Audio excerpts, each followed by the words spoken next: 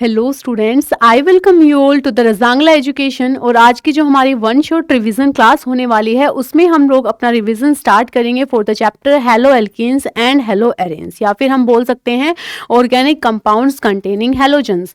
तो यहाँ पे हमें बेसिकली क्या पढ़ना है, दो जो हमारे मेन यहाँ पे टॉपिक्स रहेंगे। एक तो ये कि हेलो एल्कीन्स क्या होते हैं, कैसे वो रिएक्ट करते हैं, क्या उनका बिहेवियर रहता है। दूसरा, जो हमारे बेंजीन डेरिवेटिव कंपाउंड्स हैं जिसमें हेलोजन ग्रुप जुड़ा हुआ हो, जैसे कि जिनको कि हम क्या बोलते हैं, हेलो एरीन्स बोलते हैं, उनके बारे में हमें यहाँ पर समझना है। ठीक है, जब बात करते हैं चैप्टर के इंपॉर्टेंस की तो वो इक्वली इंपॉर्टेंट है, चाहे हमारा फिर वो नीट एग्जाम ही क्यों ना हो या फिर हमारा अभी जो सीबीएसई जो एग्जाम्स आने वाले हैं उसके लिए, क्योंकि ये जो हमारा चैप्टर है वो क्लास 12 से बिलोंग करता है। तो यहाँ पे विद इन अ मंथ जो हमारे एग्जाम्स होने वाले हैं सीबीएसई बोर्ड के लिए, तो उसके लिए भी इक्वली इंपॉर्टेंट हो जाता है। ठीक है, तो स्टार्ट करते हैं haloalkanes and haloarenes का। अब हमें सबसे पहली बात तो ये पता है, हम हाइड्रोकार्बन्स चैप्टर पढ़ के आए हैं, हमें पता है हाइड्रोकार्बन्स का मीनिंग क्या निकलता था। ऐसे कंपाउंड जहां पर हाइड्रोजन और कार्बन प्रेजेंट हो, है ना, मतलब जिन कंपाउंड्स में मेनली हमारे कार्बन और हाइड्रोजन होते हैं उनको हम क्या बोलते हैं, हाइड्रोकार्बन्स बोलते हैं। ठीक है, अब हाइड्रोकार्बन से अब हमें हेलो एल्केन्स पर पहुंचना है। ठीक है, तो यहाँ पे अगर मैं क्या कहती हूँ, यहाँ पे मैंने लिखा है ये क्या, एक एल्केन के यहाँ पे बात हो रही है। RH जो है बेसिकली वो किसको रिप्रेजेंट कर रहा है, एक एल्केन को रिप्रेजेंट कर रहा है। और इस एल्केन में से मैं एक हाइड्रोजन को निकाल के और उसकी जगह हेलोजन जोड़ देती हूँ। हेलोजन का मीनिंग यहाँ पे हमें समझना है, जो ये X है ये हमारा हेलोजन को रिप्रेजेंट कर रहा है। और ये जो हेलोजन है ना बच्चों, वो हो सकता है हमारा फ्लोरीन, क्लोरीन, ब्रोमीन या फिर आयोडीन। ठीक है, तो यहाँ पे बेसिकली मैं जो हमारे हाइड्रोकार्बन है और उसमें भी और भी स्पेसिफिक हो जाऊं तो मैं क्या कहूंगी, एल्केन्स जो है उसके केस में मैंने अगर एक हाइड्रोजन को हटाया -H और उसकी जगह कोई एक हैलोजन जोड़ दिया तो मेरा जो एल्केन है वो किस में कन्वर्ट हो जाएगा, हेलो एल्केन में कन्वर्ट हो जाता है। ठीक है, तो इस कंपाउंड को मैं क्या बोलूंगी, बेसिकली हेलो एल्केन बोलने वाली हूँ। ठीक है, हेलो एल्केन। अब यहाँ पे बेसिक एक एग्जांपल की हेल्प से हम समझ सकते हैं इस वाले बात को। क्या कहूंगी, मैंने लिखा मान लो यहाँ पे CH3 एंड CH3, तो ये क्या है हमारे पास, ये है इथेन। ठीक है, अब मैंने क्या किया, यहाँ पे इस इथेन के एक हाइड्रोजन को रिमूव कर दिया और यहाँ पे मैं क्या करती हूँ, कोई भी एक हैलोजन जोड़ देती हूँ, प्लस मैंने क्लोरीन किया और एक हाइड्रोजन को मैंने यहाँ से हटा दिया। ठीक है, तो यहाँ पे मेरा जो प्रोडक्ट है वो क्या बन जाएगा, CH3, फिर यहाँ पर CH2 और फिर यहाँ पे क्या हो गया, Cl। बेसिकली मैंने क्या किया है, यहाँ से एक हाइड्रोजन को रिमूव कर दिया और उसकी जगह पे मैंने एक क्लोरीन जोड़ दिया। ठीक है, तो ये जो है कंपाउंड ये मेरा क्या था, एक एल्केन था, है ना। एल्केन क्यों था, क्योंकि यहाँ पे सिंगल बॉन्ड है कार्बन कार्बन के बीच में। ठीक है, तो यहाँ पे बेसिकली मैं क्या कहती हूँ, ये मेरे पास एक एल्केन है और ये जो एल्केन है ना ये किस में कन्वर्ट हो गया, अब हेलो एल्केन में कन्वर्ट हो गया है। ठीक है, तो इस तरीके के जो हमारे कंपाउंड्स है बेसिकली हमें उनके बारे में यहाँ पर समझना है हमारे इस चैप्टर में। ठीक है, दूसरी जो बात आती है ये क्या है, ARH।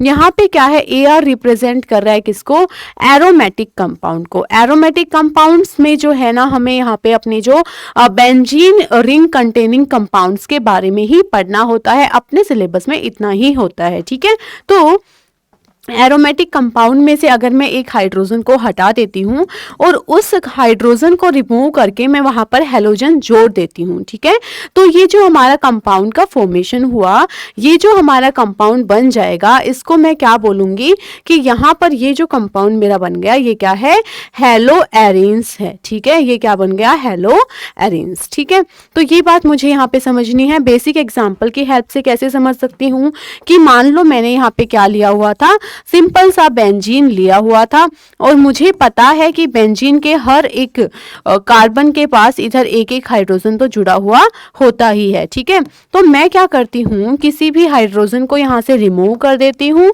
एक हाइड्रोजन को, और उसकी जगह कोई क्या जोड़ देती हूँ, हेलोजन जोड़ देती हूँ। ठीक है, तो यहाँ पर बेसिकली होगा क्या, किसी भी एक हाइड्रोजन को हम अपने हिसाब से क्या कर सकते हैं, रिमूव, अभी सिर्फ शो करने के लिए। ठीक है, तो यहाँ पर मैंने मान लो इसको रिप्लेस कर दिया और ये क्या बन गया हमारे पास, हेलो एरिन्स का यहाँ पे फॉर्मेशन हो गया है। ठीक है, तो बेसिकली इस तरीके के हमें यहाँ पे दो कंपाउंड्स जो है ना उनको हमें डिटेल में समझना है, पढ़ना है, उनकी प्रिपरेशन के बारे में, उनकी फिजिकल प्रॉपर्टीज के बारे में, उनकी केमिकल प्रॉपर्टीज के बारे में। तो ये सब जो चीजें हैं ना हमें कंबाइंड फॉर्म में लेकर यहाँ पे चलनी है इस चैप्टर के दौरान। ठीक है, तो ये बातें हैं, ये होते हैं हमारे इस तरीके के कंपाउंड्स हेलो एल्केन्स, और इस तरीके के कंपाउंड्स जो बनते हैं उनको हम क्या बोलते हैं, हेलो एरिन्स। ठीक है, चलो उसके बाद हम बात करते हैं यहाँ पे कि हम ये जो कंपाउंड्स पढ़ रहे हैं तो क्या सिर्फ ये हम अपने ऑर्गेनिक पॉइंट ऑफ व्यू से पढ़ रहे हैं कि हमें ऑर्गेनिक केमिस्ट्री पढ़ना है, दैट्स इट?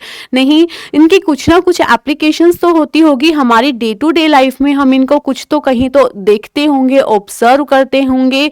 ये जो कंपाउंड्स है इनका अपनी डे टू डे लाइफ में कुछ तो यूज होता होगा, and that is why we are studying about these compounds, right? तो क्या क्या एप्लीकेशंस हैं अपनी डे टू डे लाइफ में अब किसकी, हेलो एल्केन्स की या फिर हेलो एरिन्स की? तो वो हमें कुछ एग्जांपल्स समझने हैं जिससे कि हम कनेक्ट कर पाएं कि हम इस चैप्टर को पढ़ क्यों रहे हैं। तो सबसे पहले बात आती है यहाँ पे किसकी, क्लोरमफेनिकोल। ये जो कंपाउंड है क्या, क्लोरमफेनिकोल, ये हमारा एक क्या है, हैलोजन कंटेनिंग कंपाउंड है। ठीक है, हमारे इसमें हैलोजन प्रेजेंट होता है। अब ये जो कंपाउंड है इसको यूज किया जाता है टू ट्रीट टाइफाइड फीवर। ठीक है, तो यहाँ पे क्लोरमफेनिकोल एक ऐसा कंपाउंड है जिसको कि हम यूज करते हैं to treat the typhoid fever. उसके बाद हम क्या कह सकते हैं, हेलोथेन्स जो होते हैं, हेलोथेन ये हमने लिखा है CF3CHClPr। ठीक है, ये जो हेलोथेन है इसको यूज किया जाता है as an anesthetic agent. Anesthetic agent मतलब क्या, कि जब भी हमें किसी का ऑपरेशन करना होता है, किसी को कोई भी सर्जिकल ट्रीटमेंट से जाना होता है, तो उस टाइम पे अगर हम उसको एनेस्थीसिया ना दे तो मे बी उसका जो पेन है उसको बेयर करने में उसको बहुत डिफिकल्टी होगी। तो एनेस्थीसिया का रोल जो है वो बहुत ही जरूरी है ना, बहुत इंपॉर्टेंट रोल बन जाता है। तो जो हमारे हेलोथेन्स होते हैं ना उनको यूज किया जाता है एज एन एनेस्थेटिक एजेंट। उसके अलावा जो कि ये भी हमारा क्या है, हेलो एल्केन्स हेलो एरिन्स के ही ये सारे एग्जांपल्स चल रहे हैं। उसके अलावा बात करते हैं क्लोरोक्वीन की। क्लोरोक्वीन जो है वो एक ऐसा हमारा हेलोजन कंटेनिंग कंपाउंड है जिसको यूज किया जाता है for the treatment of malaria. ठीक है, उसके अलावा बात करते हैं क्या, thyroxine hormone release by thyroid gland. हमारी बॉडी के अंदर थायराइड ग्लैंड प्रेजेंट होती है जो कि थायरोक्सिन हार्मोन को रिलीज करती है, जिसकी वजह से क्या होता है, गोइटर होता है। तो वो भी हमारा क्या है, हेलोजन कंटेनिंग कंपाउंड्स हैं, कंपाउंड है। ठीक है, तो यहाँ पे ये कुछ बातें हैं जो कि हमें रिलेट करनी चाहिए why we are studying this chapter, because it is also having its wide applications all around the area। ठीक है, चलो उसके बाद हम नेक्स्ट बात करते हैं क्या, नोमेनक्लेचर के बारे में आते हैं सीधा। यहाँ पे जो हमारे हेलो एल्केन्स होते हैं, तो हेलो एल्केन्स तो उनका एक IUPAC नोमेनक्लेचर है। कॉमन नेम में उनको एल्काइल हैलाइड भी बोल दिया जाता है। ठीक है, जैसे कि मैंने बोला CH3Cl, CH3Cl को IUPAC के हिसाब से मैं बोलूंगी क्लोरोमीथेन, बट कॉमन नेम जब मुझे देना होगा इस कंपाउंड का तो मैं इसको बोल सकती हूँ मिथाइल क्लोराइड। ठीक है, तो ये हमारा तरीका है। कॉमन सिस्टम में हम इसको एल्काइल हैलाइड बोल सकते हैं। ठीक है, जैसे कि इस कंपाउंड को मैं क्या बोलूंगी, इथाइल ब्रोमाइड बोलूंगी। लेकिन IUPAC नेम जब मुझे इसका देना होगा तो IUPAC के हिसाब से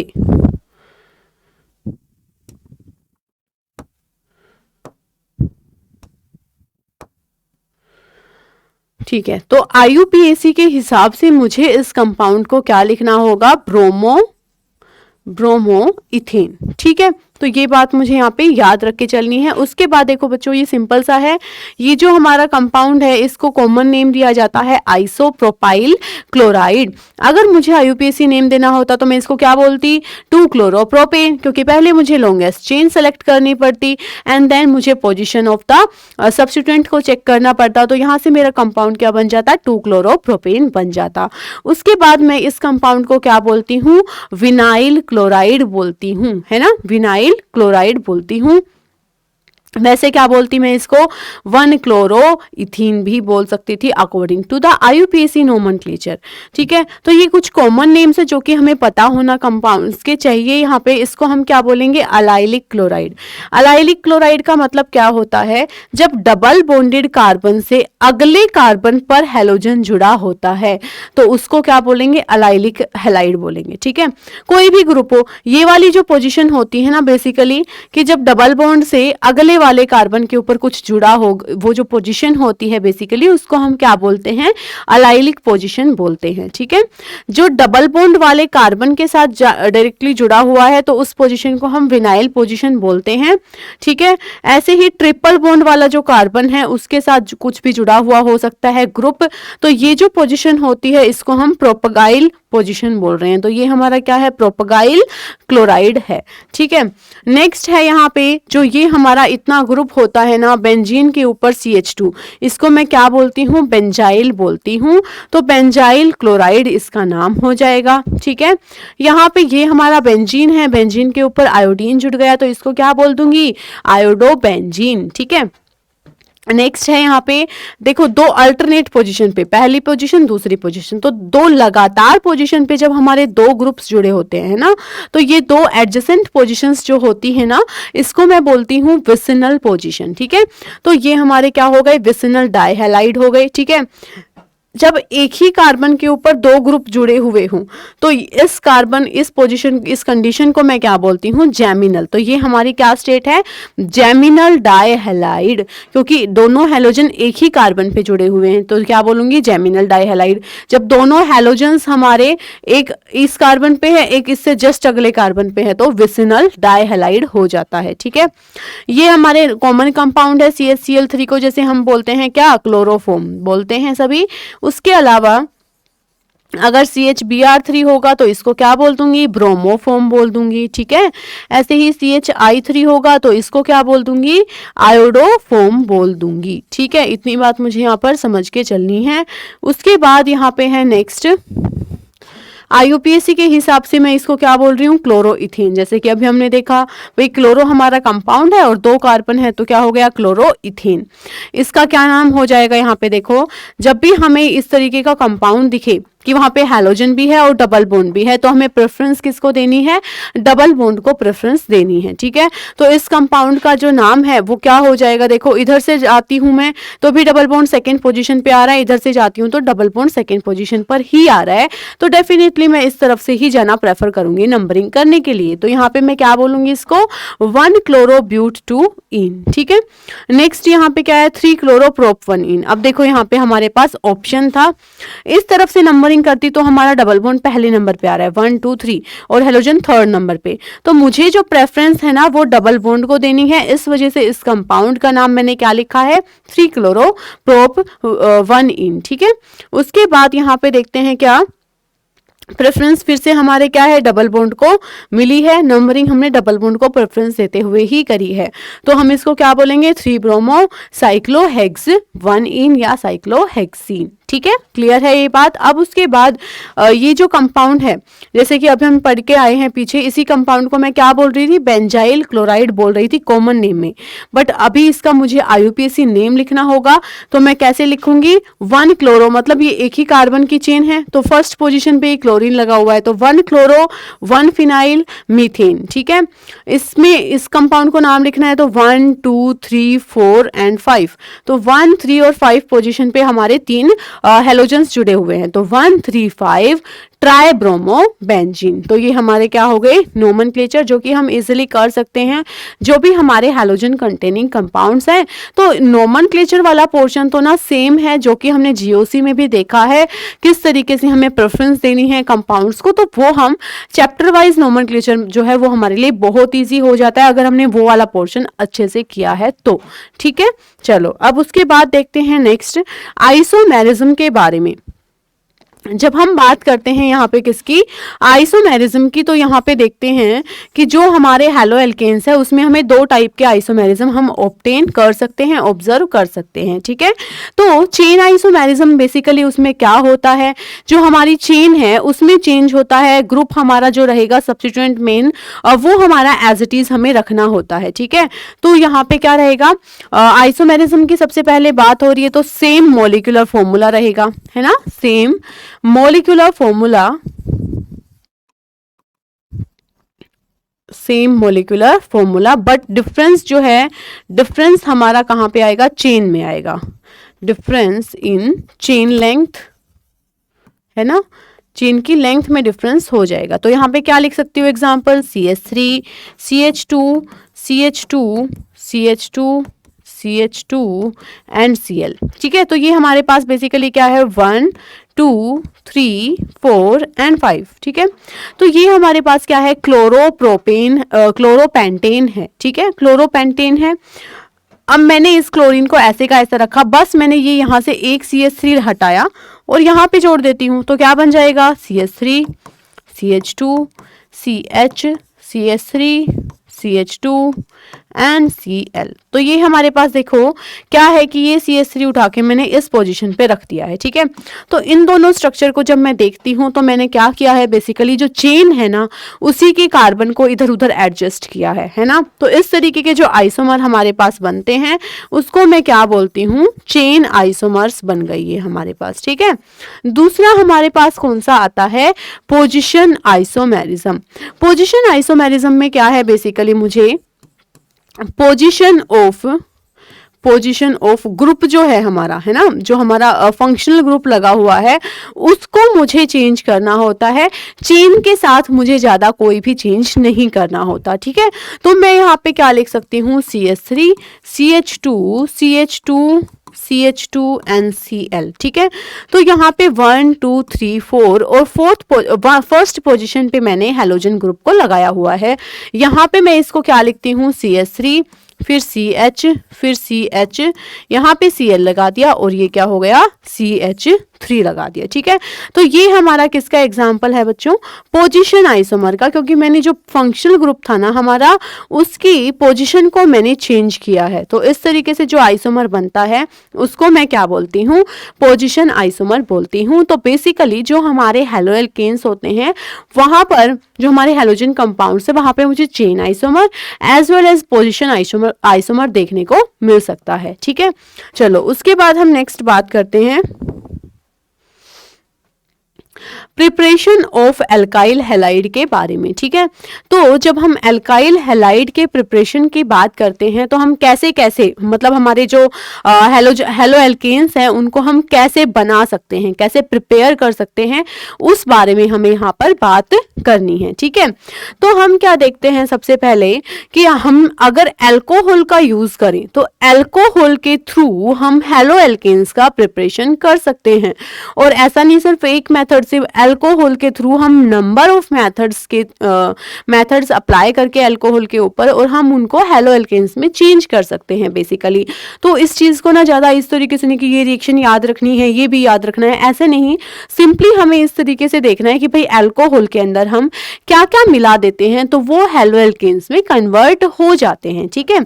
तो यहाँ पे सबसे पहली बात है कि एल्कोहल जो है हमारे पास उसके अंदर अगर मैं जो हमारे पास एल्कोहल है उसके अंदर मैं क्या ऐड कर देती हूँ, हैलोजन एसिड ऐड कर देती हूँ। हैलोजन एसिड का मतलब समझ रहे हो यहाँ पे क्या, HX। HX का मतलब क्या है, HCl भी हो सकता है, HBr भी हो सकता है, HI भी हो सकता है, HF भी हो सकता है। देखो हैलोजन एसिड HX लिखा है तो यहाँ पे X कुछ भी हो सकता है, बट जनरली यहाँ पे हम HCl और जनरली हम यहाँ पे क्या है HCl और HBr की ही बात कर रहे होते हैं और यूज भी उन्हीं की ही का ही कर रहे होते हैं, ठीक है। तो यहाँ पे अगर मैं ये हैलोजन एसिड का यूज करती हूँ तो मैं किसका प्रिपरेशन कर सकती हूँ, तो मैं यहाँ पर प्रिपरेशन कर सकती हूँ किसका, एल्काइल हैलाइड का।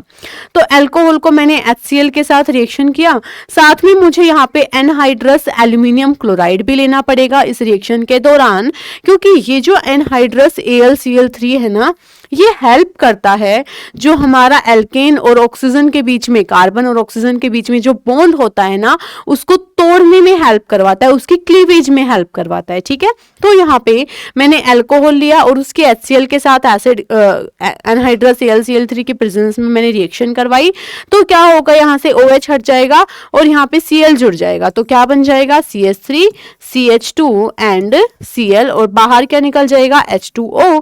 सिंपल है, ये बॉन्ड यहां से टूटा, ये बॉन्ड यहां से टूटा, ठीक है।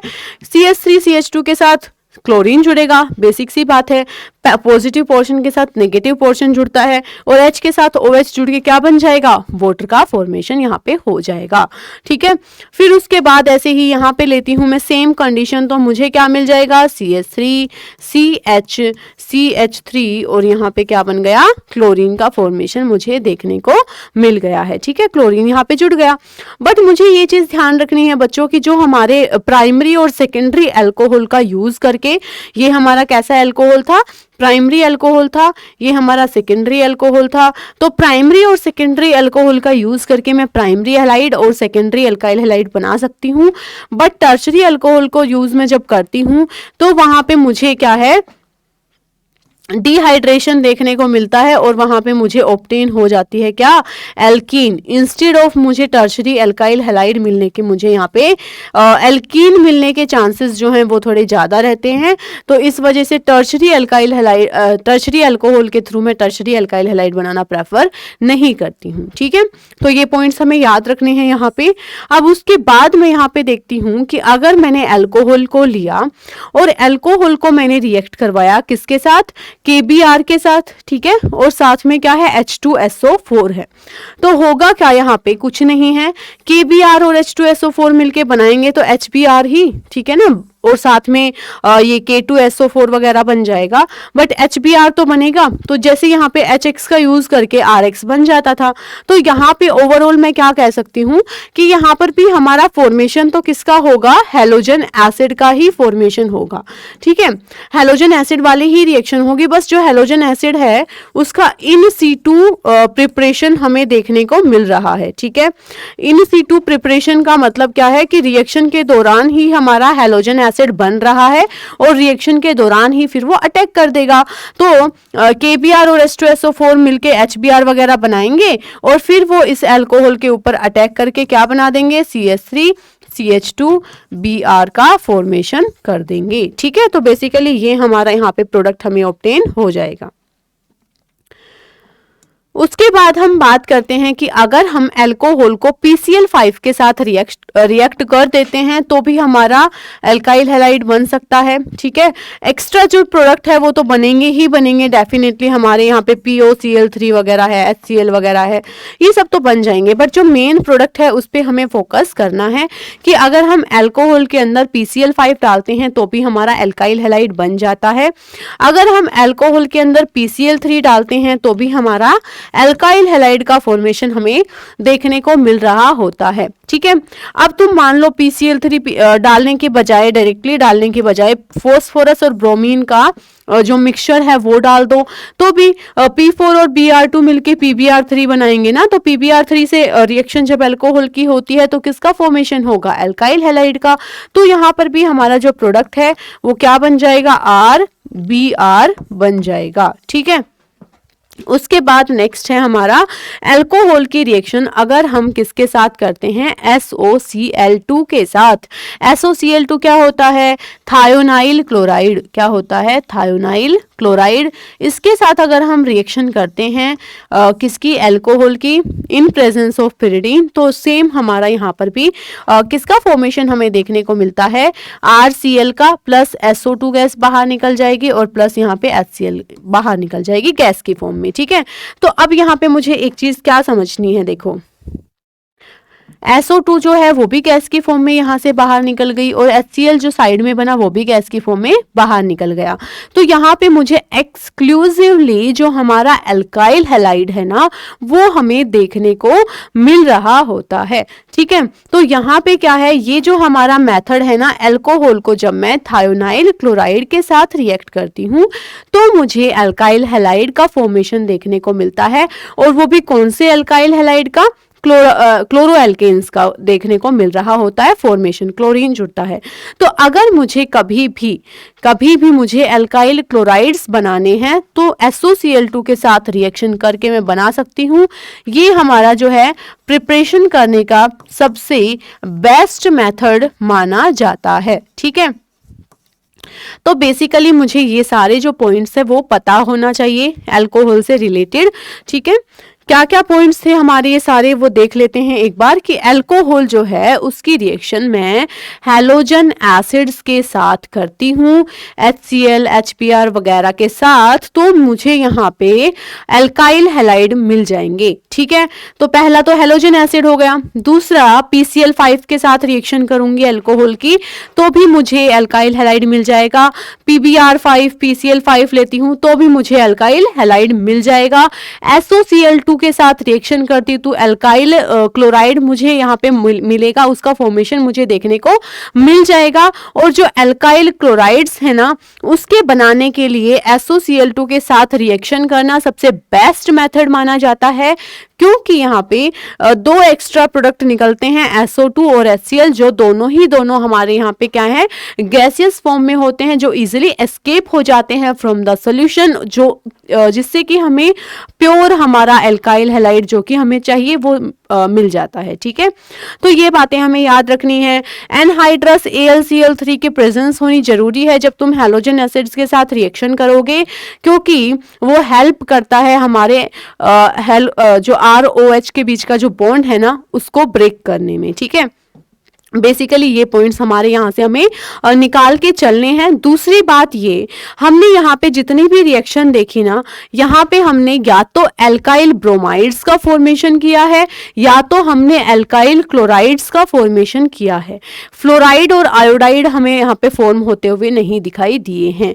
उसका भी एक रीजन है, क्योंकि जो फ्लोराइड्स वाली रिएक्शन होती है ना वो जनरली बहुत एक्सप्लोजिव रिएक्शन होती है। ठीक है, और एक्सप्लोजिव रिएक्शन होती है तो हम एल्काइल फ्लोराइड्स को इन मेथड्स के थ्रू प्रिपेयर करना प्रेफर नहीं करते हैं। ठीक है, दूसरी बात ये कि जो हमारे आयोडाइड वाली रिएक्शन होती है उनका नेचर कैसा होता है, रिवर्सिबल।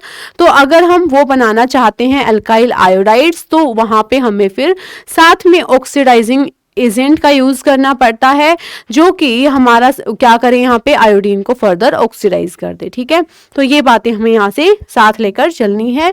उसके बाद हम नेक्स्ट पॉइंट पर जाते हैं कि हाइड्रोकार्बन्स के थ्रू हम कैसे प्रिपेयर कर सकते हैं जो हमारे एल्काइल हैलाइड्स हैं उनको। ठीक है, तो यहाँ पर हम क्या देखते हैं कि ये हमारे पास एल्केन है, इसकी रिएक्शन मैंने क्लोरीन के साथ की है। ठीक है, रिएक्शन करने के बाद टाइम पे मुझे एक चीज़ पता होना चाहिए कि जब भी मैं लाइट के प्रेजेंस में हैलोजिनेशन कर रही हूँ तो टर्शरी हाइड्रोजन सबसे ज़्यादा रिएक्टिव होता है, फिर सेकेंडरी और फिर प्राइमरी हाइड्रोजन की बात आती है। ठीक है, ऐसे ही जब मैंने पीछे रिएक्शन की थी अल्कोहल के साथ तो मुझे ये पता होना चाहिए कि यहाँ पे HI जो है वो सबसे फास्टली रिएक्ट करता है, फिर HBr, फिर HCl और फिर HF। ऐसा क्यों? क्योंकि H और I के बीच की बॉन्ड लेंथ जो है वो ज़्यादा होती है, बिकॉज आयोडीन का साइज क्या होता है, बड़ा साइज होता है। तो H और I के बीच का बॉन्ड इजीली क्लीवेज उसका हो जाता है, टूट जाता है। और I नेगेटिव जो है वो अच्छे से बेटर न्यूक्लियोफाइल हमारा सबसे काम करता है। वो इस वजह से जो रिएक्टिविटी ऑर्डर है हमारे हैलोजन एसिड्स का वो हमें कुछ इस तरीके से देखने को मिल रहा था। ठीक है, यहाँ पर जब हम देखते हैं तो हम क्या ऑब्जर्व कर सकते हैं कि ये हमारे पास क्या है, सनलाइट के प्रेजेंस में मुझे हैलोजेंस के साथ रिएक्शन करनी है, किसकी, एल्केन्स की, ठीक है। अब यहाँ पे मेरे पास ये वाली जो हाइड्रोजन है वो प्राइमरी है और ये वाली सेकेंडरी हाइड्रोजन है। तो फॉर श्योर मुझे यहाँ पे दो प्रोडक्ट्स देखने को मिल सकते हैं कि या तो मुझे सेकेंडरी वाली हाइड्रोजन का रिप्लेसमेंट देखने को मिलता है क्लोरीन के थ्रू, तो ये प्रोडक्ट बन सकता है, और अगर मुझे यहाँ पे प्राइमरी हाइड्रोजन का रिप्लेसमेंट देखने को मिलता है बाय क्लोरीन, तो मुझे यहाँ पे क्या होता है, ये वाला प्रोडक्ट देखने को मिल सकता है। तो सिंपल सी बात ये है कि ये सनलाइट की प्रेजेंस में सबसे पहली बात तो यहाँ पे फ्री रेडिकल मैकेनिज्म होता है फॉलो, ठीक है, फ्री रेडिकल मैकेनिज्म मुझे यहाँ पर देखने को मिल रहा होता है, ठीक है। उसके अलावा यहाँ पे मुझे मल्टीपल प्रोडक्ट्स मिल सकते हैं, ठीक है, मिक्सचर ऑफ मुझे डिफरेंट प्रोडक्ट्स यहाँ पे ऑब्टेन हो सकता है अगर मेरे पास अलग अलग टाइप के हाइड्रोजन जो हमारा रिएक्टेंट है उसके अंदर प्रेजेंट है तो, ठीक है। नेक्स्ट हम यहाँ पर क्या देखते हैं कि अगर मैंने यहाँ पे मीथेन लिया और मीथेन की रिएक्शन मैंने क्लोरीन के साथ करवाई, तो मेरा यहाँ पे प्रोडक्ट क्या बनेगा, CH3Cl, और बाहर यहाँ पे क्या बन जाएगा, HCl। फर्दर अगर इसकी रिएक्शन होती है किसके साथ, Cl2 in presence of light sunlight, तो यहाँ पे क्या होगा, CH2Cl2 प्लस में HCl, ठीक है। फर्दर अगर यहाँ पे सेम रिएक्शन रिपीट होती है तो यहाँ पे क्या बनेगा, CHCl3 प्लस में HCl, और ये जो हमारा कंपाउंड है इसको क्या बोला जाता है, क्लोरोफॉर्म। फर्दर रिपीट करती हूँ एक बार ये सेम स्टेप, तो यहाँ पे क्या हो जाएगा, CCl4 प्लस में HCl। ये जो हमारा कंपाउंड है ये क्या हो जाएगा, कार्बन टेट्रा क्लोराइड। तो यहाँ से बेसिकली मैं क्या कर रही हूँ कि जो भी हमारे हाइड्रोकार्बन्स हैं उनकी रिएक्शन मैं क्लोरीन के साथ करवा रही हूँ इन प्रेजेंस ऑफ सनलाइट, जिससे कि मेरा यहाँ पे एल्काइल हैलाइड का फॉर्मेशन मुझे देखने को मिल रहा है। ऐसे ही अगर मैं यहाँ पे ये कंपाउंड लेती हूँ तो मुझे ये चीज़ समझनी है, क्लोरीन और सनलाइट के प्रेजेंस में जो रिएक्शन होती है, पहली बात तो वो फ्री रेडिकल मैकेनिज्म होता है। दूसरी बात ये कि जो हमारा सैचुरेटेड कार्बन है वही इस रिएक्शन में इन्वॉल्व हो रहा है, ठीक है। तो यहाँ पे अगर मैं इस एग्जाम्पल को देखूं तो ये दोनों जो कार्बन है वो मेरे sp2 हाइब्रिडाइज्ड कार्बन है, और यहाँ पे मुझे सिर्फ और सिर्फ sp3 हाइब्रिडाइज्ड कार्बन की बात करनी है जब भी मैं यूवी लाइट और क्लोरीन के बारे में बात करूंगी। तो बेसिकली यहाँ पे मेरा जो प्रोडक्ट बनेगा वो क्या बनेगा, भाई इन दोनों कार्बन के हाइड्रोजन का कोई रोल नहीं है, सिर्फ यहाँ पे ये 3 हाइड्रोजन है जो कि हमारे sp3 कार्बन वाले हाइड्रोजन है, और यहाँ पे ये हाइड्रोजन रिप्लेस होने पर हमारा ये प्रोडक्ट बन सकता है। इसके अलावा अगर यहाँ पे देखूं तो देखो हाइड्रोजन तो बेंजीन के रिंग के ऊपर भी प्रेजेंट है, बट ये सारे हाइड्रोजन sp2 हाइब्रिडाइज्ड कार्बन के साथ अटैच्ड है, तो इन हाइड्रोजन के ऊपर लाइट के प्रेजेंस में हमारा फ्री रेडिकल मैकेनिज्म वर्क नहीं करेगा, ठीक है। यहाँ पे हमें इन्वॉल्व करना है सिर्फ और सिर्फ हमारे sp3 हाइब्रिडाइज्ड कार्बन को, जिसकी वजह से हमारा जो प्रोडक्ट है वो हमें क्या ऑब्टेन हो जाएगा, कुछ इस तरीके का प्रोडक्ट, जिसको कि मैं क्या बोलती हूँ, बेंजाइल क्लोराइड बोलती हूँ, या फिर 1-क्लोरो-1-फिनाइल मीथेन इसका नाम हो सकता है according to the IUPAC nomenclature, ठीक है। ये सारी बातें मुझे यहाँ पे पता होना चाहिए कि सनलाइट के प्रेजेंस में अगर मैं यहाँ पे क्लोरीन के साथ रिएक्शन करवाती हूँ, या फिर ब्रोमीन भी हो सकता है, तो एल्केन्स जब ब्रोमीन या क्लोरीन के साथ सनलाइट के प्रेजेंस में रिएक्ट करते हैं तो वहां पर हमें बेसिकली एल्काइल हैलाइड्स देखने को मिल रहे होते हैं। जो हमारा टर्शरी हाइड्रोजन होगा वो सबसे ज्यादा रिएक्टिव होगा, देन सेकेंडरी एंड सबसे लीस्ट होगा कौन, प्राइमरी हाइड्रोजन। ये बेसिक बातें अब हमें पता होना चाहिए। अब मैं यहाँ पे बात करती हूँ कि अगर मैं आयोडीन लेती हूँ तो क्या होगा, तो यहाँ पे प्रोडक्ट बनेगा CH3I एंड प्लस में HI बन जाएगा। अब दिक्कत ये है कि जो ये HI बनता है ना, ये वापस से इस रिएक्शन को रिवर्स डायरेक्शन में लेके चला जाता है, ठीक है। तो ये जो रिवर्स डायरेक्शन में ना जाए इसके लिए मुझे क्या करना पड़ता है, HiO3 को ऐड करना पड़ता है, ठीक है, जिससे कि जो मेरा HI है ये फर्दर ऑक्सीडाइज होके किस में कन्वर्ट हो जाए, I2 में, ठीक है। ये जो HiO3 है ये ऑक्सीडाइजिंग एजेंट है और ये क्या करेगा, यहाँ पे जब HI बना है ना उसको फर्दर आयोडाइज करके I2 में आयोडीन में कन्वर्ट कर देगा, ऑक्सीडाइज कर देगा इसको, जिससे कि जो हमारी रिएक्शन है वो वापस से रिवर्स डायरेक्शन में नहीं जाएगी, राइट। तो ये हमारा इसका काम होता है। उसके बाद बच गया कौन, फ्लोरिनेशन की बात कर लेते हैं। तो फ्लोरिनेशन में वही सेम रीजन कि फ्लोरीन वाले जो कंपाउंड्स का फॉर्मेशन अगर होता है तो वो रिएक्शन काफी एक्सप्लोजिव हो जाती है, इसलिए जब भी हमें क्या है एल्काइल फ्लोराइड्स का फॉर्मेशन करना होता है तो हम इन मेथड्स को प्रेफर ना करके एल्काइल फ्लोराइड्स बनाने के लिए एक स्पेसिफिक रिएक्शन को प्रेफर करते हैं जिसको हम बोलते हैं स्वार्ट्ज रिएक्शन। तो जो स्वार्ट्ज रिएक्शन होती है वो स्पेसिफिक होती है for the preparation of alkyl fluorides. तो एल्काइल फ्लोराइड्स को बनाने के लिए हम उसी रिएक्शन का यूज कर रहे होते हैं। नेक्स्ट अब हम बात करते हैं क्या, फ्रॉम एल्कीन्स, कि तुम एल्कीन्स के थ्रू कैसे हम हेलो एल्केन्स या फिर मैं कहूँ एल्काइल हैलाइड्स जो है उनका फॉर्मेशन होते हुए देख सकते हो। तो यहाँ पर बेसिकली हमें सिंपल कुछ पॉइंट्स याद रखने हैं, क्या क्या बातें हमें अच्छे से पता होना चाहिए वो बात हम यहाँ पे देखते हैं। तो यहाँ पे देखो एल्कीन है, एल्कीन मैंने यहाँ पे लिया है as an compound CH2 double bond CH2, ये हमारी एक नॉर्मल एल्कीन है या फिर मैं क्या कहूँ यहाँ पे एक सिमेट्रिकल एल्कीन का एग्जांपल मैंने ये लिया है, ठीक है। सिमेट्रिकल एल्कीन है ये हमारे पास। अब ये जो एल्कीन है ना इसकी रिएक्शन मैंने किसके साथ करवाई है, हैलोजन एसिड के साथ करवाई है, ठीक है। अब होगा क्या, दोनों कार्बन एक जैसे हैं तो एक कार्बन पर ये हाइड्रोजन जाके अटैच हो जाएगा और दूसरे कार्बन पर ब्रोमीन जाकर अटैच हो जाएगा और हमें यहाँ पे फॉर्मेशन देखने को मिलेगा किसका, एल्काइल हैलाइड्स का। तो क्या यहाँ पे प्रोडक्ट बन जाएगा CH3 क्योंकि इसके साथ हाइड्रोजन चला गया और ये वाले जो कार्बन है इसके साथ हमारा ब्रोमीन आ गया और यहाँ पे हमारा बन गया ब्रोमो एल्केन या एल्काइल ब्रोमाइड, ठीक है। कोई दिक्कत नहीं है, एल्कीन में तो एकदम सिंपल है, एल्कीन लो उसमें हैलोजन एसिड ऐड कर दो रिएक्शन हो जाएगी। बट नेक्स्ट जो पॉइंट आता है वो क्या पॉइंट आता है कि मान लो मैंने यहाँ पे कोई एल्कीन ली है, ठीक है, और ये जो एल्कीन है ना ये सिमेट्रिकल एल्कीन नहीं है। ये जो एल्कीन है ये कैसी एल्कीन है, अनसिमेट्रिकल एल्कीन है अगर, तो क्या होगा यहाँ पे, तो अनसिमेट्रिकल एल्कीन के केस में ये होता है कि यहाँ पे जो डबल बॉन्डेड कार्बन है ना तो दोनों कार्बन सेम नहीं होते हैं। अगर हम इस कार्बन को ऑब्जर्व करें तो इसके साथ एक हाइड्रोजन जुड़ा हुआ है और दूसरा यहाँ पर CH3 जुड़ा हुआ है। वहीं अगर हम इस कार्बन की बात करें तो यहाँ पर दोनों ही हाइड्रोजन जुड़े हुए हैं।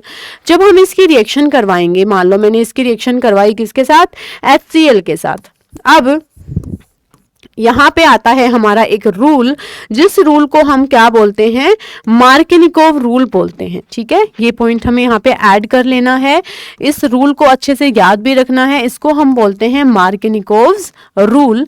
ये रूल हमें क्या कहता है, ये रूल हमें सिंपल सी बात ये बताता है कि जो भी हमारा अटैकिंग रिएजेंट है ना इसका जो नेगेटिव पार्ट होगा, ठीक है, नेगेटिव पार्ट होगा उसको तुम्हें कहाँ पे जोड़ना है, कार्बन which is having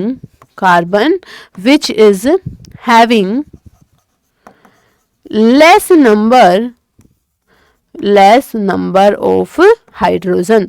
और जो पॉजिटिव वाला पार्ट होगा इस रिएजेंट का उसको तुम्हें क्या कहाँ पे ऐड करना है, कार्बन उस वाले कार्बन पर which is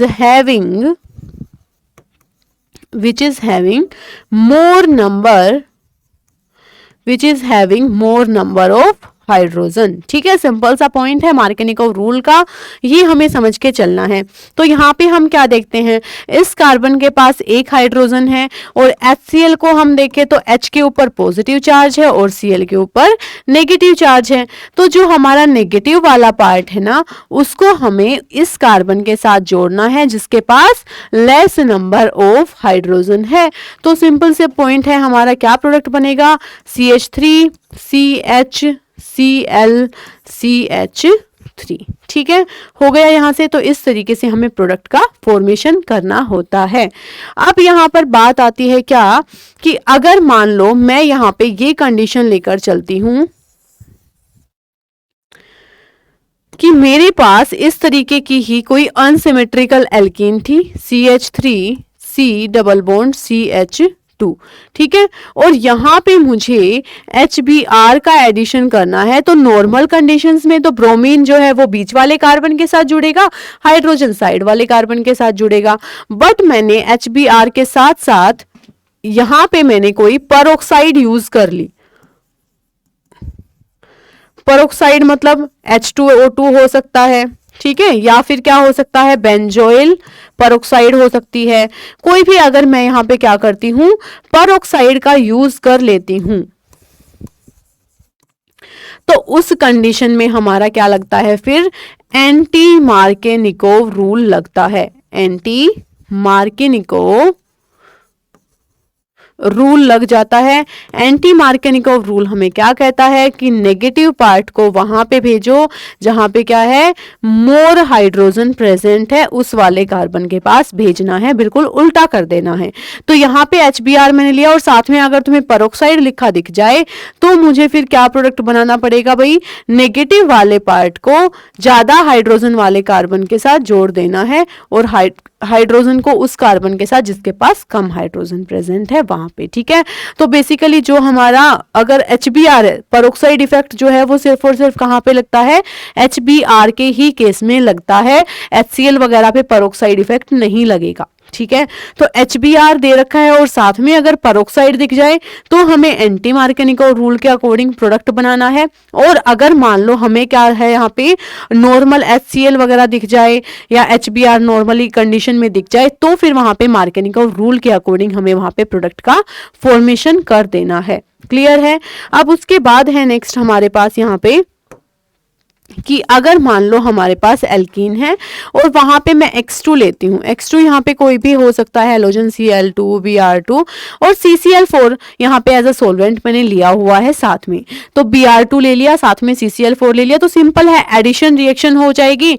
यहाँ पे 2 क्लोरीन है या फिर 2 ब्रोमीन है और दोनों कार्बन पर एक एक जुड़ जाएंगे, तो क्या होगा, यहाँ पे भी क्लोरीन जुड़ गया और यहाँ पे भी क्लोरीन का एडिशन देखने को मिल जाएगा। तो बेसिकली यहाँ पे क्या है, जो भी हम हेलोजन लेते हैं इन प्रेजेंस ऑफ CCl4 तो एल्कीन के ऊपर वो क्या करते हैं, एडिशन रिएक्शन शो कर देते हैं, तो इसमें कोई दिक्कत नहीं होगी। सिंपल सी बात है, मैंने यहाँ पे लिख दिया CH3 CH double bond CH2 और यहाँ पे मैंने लिख दिया Br2 और यहाँ मैंने लिख दिया CCl4, तो यहाँ पे क्या होगा, प्रोडक्ट में सिंपल बन जाएगा CH3 CH, यहाँ पे सिंगल बॉन्ड हो जाएगा क्योंकि दोनों पोजीशंस पे डबल बॉन्ड वाले पे क्या जुड़ गए, हमारे हैलोजेंस जुड़ गए हैं। तो इस तरीके से जो हमारे हैलोजेंस हैं वो CCl4 की प्रेजेंस में एडिशन रिएक्शन शो करते हैं। दूसरा, हैलोजन एसिड जो है वो भी हमारे एल्केन्स के ऊपर एडिशन रिएक्शन शो करते हैं, ठीक है। सिमेट्रिकल एल्कीन है तो दोनों जगह पे एक पे हाइड्रोजन एक पे हैलोजन जोड़ दो। अनसिमेट्रिकल है तो हैलोजन कहाँ जुड़ेगा, जिसके पास कम हाइड्रोजन है वहां पे हैलोजन जुड़ेगा, ठीक है। और अगर मान लो HBr का केस है और उसके साथ परऑक्साइड भी दे दी तो उस टाइम पे जो हमारा हैलोजन है वो उस कार्बन के साथ जुड़ जाएगा जिसके साथ ज्यादा हाइड्रोजन है, अकॉर्डिंग टू एंटी मार्केनिकोव रूल, ठीक है। बाकी कंडीशंस में क्या लगेगा, मार्केनिकोव रूल लग जाएगा। तो ये बात हमें याद रखनी है, अच्छे से पता होना चाहिए। उसके बाद हम बात कर लेते हैं एल्काइंस के थ्रू हम कैसे एल्काइल हैलाइड का प्रिपरेशन कर सकते हैं। तो बेसिक है, जैसे एल्कीन्स में एडिशन कर रहे थे वैसे ही एल्काइंस में भी एडिशन रिएक्शन करके हम क्या कर सकते हैं, एल्काइल हैलाइड्स का फॉर्मेशन कर सकते हैं, ठीक है। तो यहाँ पर हम क्या देखेंगे कि ये हमारे पास एल्काइन है एक और इसके पास हमने हैलोजन ऐड करना है इसके अंदर, ठीक है। तो यहाँ पे क्या होगा भाई, दोनों पोजीशन पर हमारा हैलोजन ऐड हो जाएगा, इस तरीके से हमें एडिशन रिएक्शन देखने को मिलती है। ये जो केस दे रखा है इसमें क्या होगा, पहले केस में मैंने यहाँ पे क्या किया, CH डबल बॉन्ड में चेंज हो गया, एक ब्रोमीन यहाँ जुड़ गया और एक ब्रोमीन यहाँ पे ऐड हो गया, ठीक है। फिर से अगर मैं इसकी रिएक्शन Br2 के साथ करती हूं तो ये डबल बॉन्ड से अब सिंगल बॉन्ड में कन्वर्ट हो जाएगा और यहाँ पे हमारा प्रोडक्ट जो है वो इस तरीके से टेट्रा ब्रोमो इथेन का फॉर्मेशन मुझे यहाँ पे देखने को मिल जाएगा, ठीक है। क्या कंपाउंड बन गया, टेट्रा ब्रोमो इथेन बोल सकती हूँ मैं इसको, या फिर 1,1,2,2 टेट्रा ब्रोमो इथेन, ये इसका नाम हो जाएगा। सेम इसी तरीके से अगर हमारे पास क्या है, हैलोजन एसिड है तो एक हमारा पॉजिटिव पार्ट H पॉजिटिव और दूसरा X नेगेटिव, एक कार्बन पे H जुड़ जाएगा दूसरे पे X, तो क्या बन जाएगा CH डबल बॉन्ड CH, यहाँ पे मान लो मैंने H जोड़ दिया और यहाँ पे जोड़ दिया मैंने X, ठीक है। उसके बाद यहाँ पे मैंने फिर क्या किया, फिर से HX अगर जोड़ दिया तो यहाँ पे CH2 बन गया और यहाँ पे X एंड X, तो यहाँ पे बेसिकली फॉर्मेशन किसका हो गया, जैम डाई हैलाइड का फॉर्मेशन हो गया, जो अभी हम देख के आए हैं। जब एक ही कार्बन पे दो हैलोजेंस जुड़े हुए हों तो उसको क्या बोलेंगे, जैम डाई हैलाइड कंपाउंड्स बोलते हैं। तो बेसिकली यहाँ पे भी तो हमारा जैम डाई हैलाइड्स का फॉर्मेशन हमें देखने को मिल गया है, ठीक है। चलो नेक्स्ट हम देखते हैं, देखो स्पेशल मेथड है हमारा, क्योंकि हमने क्या है ना क्लोराइड वाले कंपाउंड हेलो एल्केन्स में अगर हम देखें तो हमने क्या किया है, क्लोरो एल्केन्स बनाए हैं, बहुत सारे ब्रोमो एल्केन्स बनाए हैं, इवन हमने आयोडो एल्केन्स का भी फॉर्मेशन देखा, बट एक बार भी हमने फ्लोरो एल्केन्स नहीं बनाया, या फिर मैं कहूँ एल्काइल फ्लोराइड्स जो है उसकी एक भी प्रिपरेशन हमने नहीं देखी है। क्योंकि हर बार हम क्या कह देते हैं, भाई फ्लोरीन के कंपाउंड बनाना थोड़ा डिफिकल्ट है, क्योंकि ना वो एक्सप्लोजिव रिएक्शन शो करता है फ्लोरीन जो है, बट यहाँ पे हम कर सकते हैं। कैसे, सबसे पहला ये वाला जो तरीका है, एल्काइल हैलाइड जो है उसकी रिएक्शन इन सबके साथ नहीं, चाहे तो ये ले सकती हूँ या फिर ये ले लो, चाहे ये ले लो, चाहे ये ले लो, कोई भी हमारा एक रिएजेंट इनमें से यूज कर सकते हो।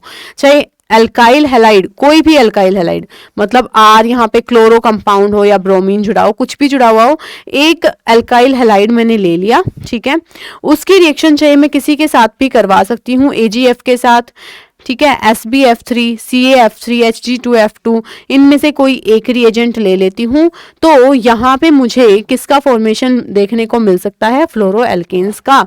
तो मैं यहाँ पे ले लेती हूँ CH3, CH2 एंड Cl। अब इसकी रिएक्शन मैंने किसके साथ करवा दी, सिल्वर फ्लोराइड AgF के साथ, तो यहाँ पे क्या होगा, हैलोजन एक्सचेंज हो जाएगा, मतलब फ्लोरीन की जगह क्लोरीन, क्लोरीन की जगह फ्लोरीन आ जाएगा, तो CH3, CH2 and F plus में AgCl। तो बेसिकली हम जो फ्लोरो कंपाउंड्स हैं, फ्लोरो एल्केन्स हैं, वो हम कैसे बनाते हैं, कैसे प्रिपेयर करते हैं, बाय हैलोजन एक्सचेंज रिएक्शन। तो यहाँ पर हैलोजन एक्सचेंज रिएक्शन जो है वो हमें यहाँ पे देखने को मिली है। इस रिएक्शन का नेम रिएक्शन है जिसको हम बोलते हैं क्या, स्वार्ज रिएक्शन। क्या बोलते हैं इसको हम, स्वार्ज रिएक्शन, ठीक है। तो इस रिएक्शन के थ्रू हमने क्या है, एल्काइल फ्लोराइड्स का प्रिपरेशन किया है। उसके अलावा आयोडीन, जो हमारे आयोडो एल्केन्स हैं या फिर मैं कहूँ एल्काइल आयोडाइड्स हैं, उनके लिए भी हमने बहुत रिएक्शन नहीं पढ़ी है। जनरली जितने भी मेथड्स हमने पढ़े अल्कोहल वगैरह के, वो हमारे ना क्लोरो एल्केन्स या ब्रोमो एल्केन्स बनाने के लिए ही ज़्यादा सूटेबल होते हैं। तो अगर मुझे आयोडो एल्केन बनाना है तो भी मैं हैलोजन एक्सचेंज मेथड का यूज़ कर सकती हूँ। RX मैं यहाँ पे लेती हूँ, क्या यूज करती हूं मैं यहाँ पे, RX, और इसकी रिएक्शन मैं NaI के साथ करती हूँ, तो सिंपल सी बात है, हैलोजन का एक्सचेंज हो जाएगा और आयोडो एल्केन्स का फॉर्मेशन मुझे यहाँ पर देखने को मिल जाएगा। जैसे कि मैंने लिखा CH3 CH2 Cl प्लस में NaI will give CH3 CH2I plus में NaCl, ठीक है। तो ये जो हमारी नेम रिएक्शन है ना, ये कौन सी वाली है, इसको हम बोलते हैं फिंकलस्टीन रिएक्शन। क्या बोलते हैं इसको, फिंकलस्टीन रिएक्शन, ठीक है ना। तो ये हमारे ना पास कुछ मेथड्स हैं जिनसे हम डिफरेंट एल्काइल हैलाइड्स का फॉर्मेशन कर सकते हैं, चाहे वो एल्काइल फ्लोराइड हो, एल्काइल ब्रोमाइड हो, एल्काइल क्लोराइड हो या एल्काइल आयोडाइड हो, ठीक है। सबके मेथड्स ऑफ प्रिपरेशन हमने देख लिए हैं। अब उसके बाद हम चलते हैं नेक्स्ट कि यहाँ पे कुछ अलग नेम रिएक्शंस हैं, उनके थ्रू भी हम क्या कर रहे हैं। अभी जैसे हमने दो देखी, स्वार्ज रिएक्शन और या फिर फिंकलस्टीन रिएक्शन। उसके अलावा हुंस्टिकर रिएक्शन है, इसके थ्रू भी हम एल्काइल हैलाइड्स का फॉर्मेशन देख सकते हैं। क्या, यहाँ पे हमें क्या लेना होता है, silver salt of carboxylic acid.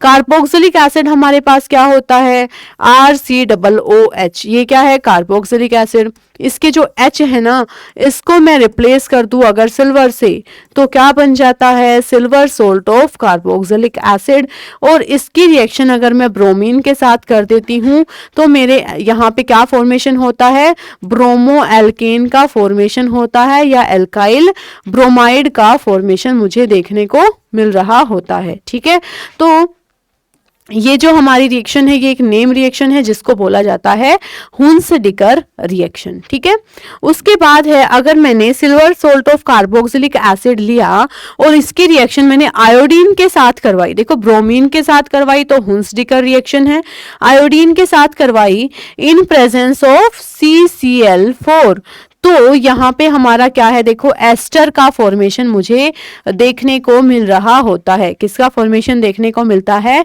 Ester का फॉर्मेशन मुझे यहाँ पे देखने को मिलता है।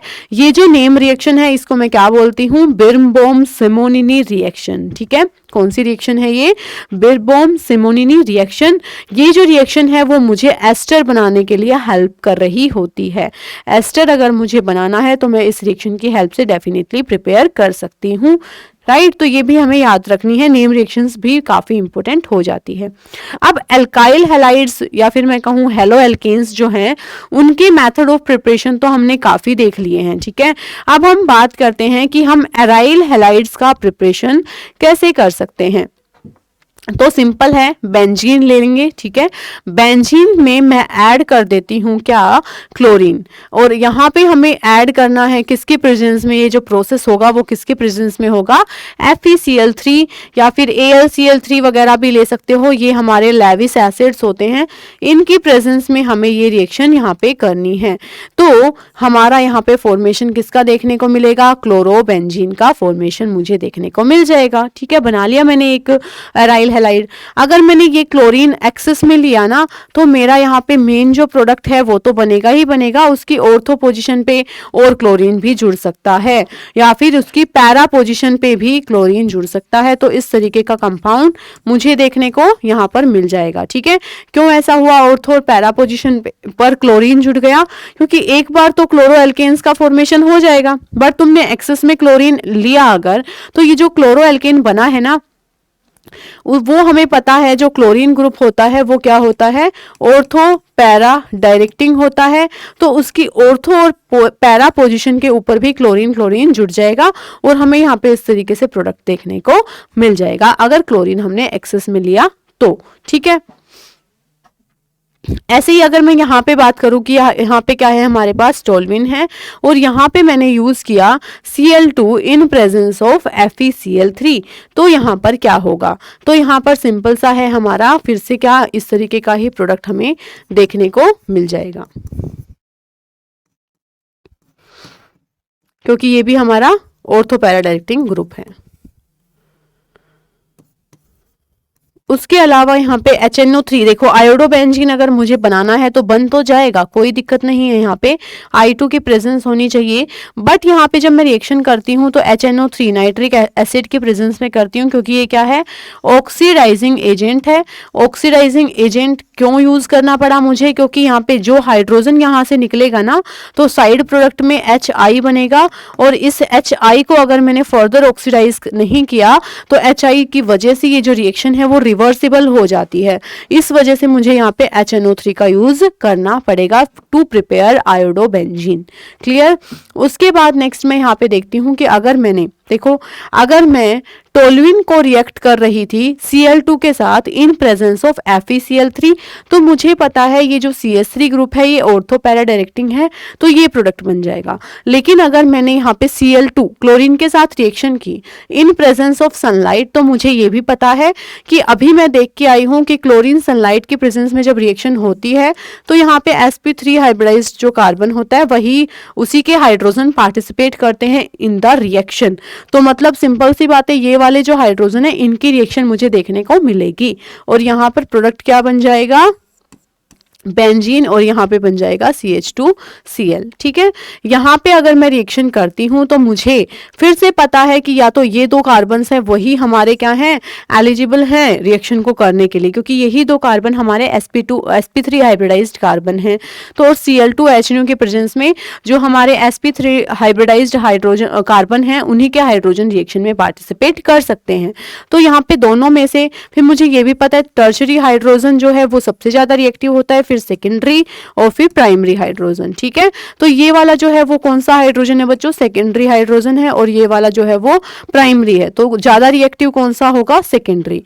तो ओवरऑल जो हमारा मेन प्रोडक्ट बनेगा ना यहाँ पे, वो क्या बन जाएगा, CH, इसी का क्लोरीन, और यहाँ पे ये CH3। ठीक है, तो ये प्रोडक्ट हमारा बन गया है।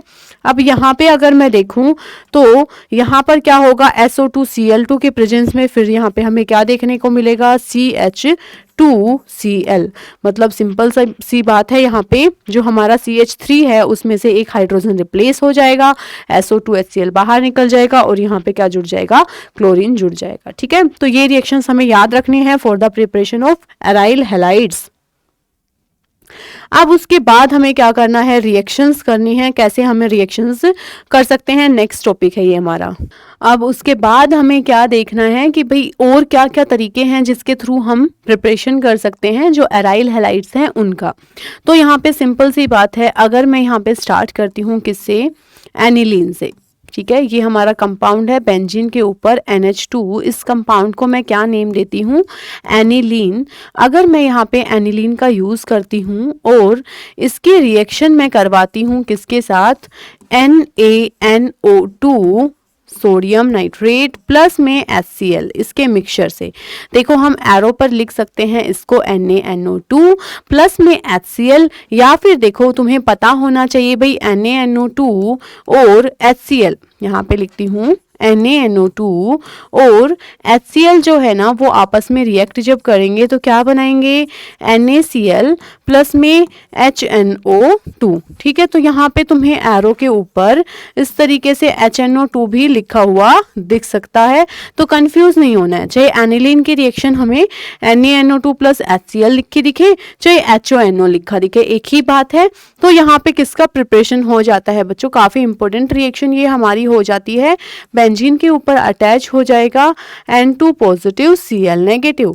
इस कंपाउंड को बोला जाता है बेंजीन डायएज़ोनियम सोल्ट।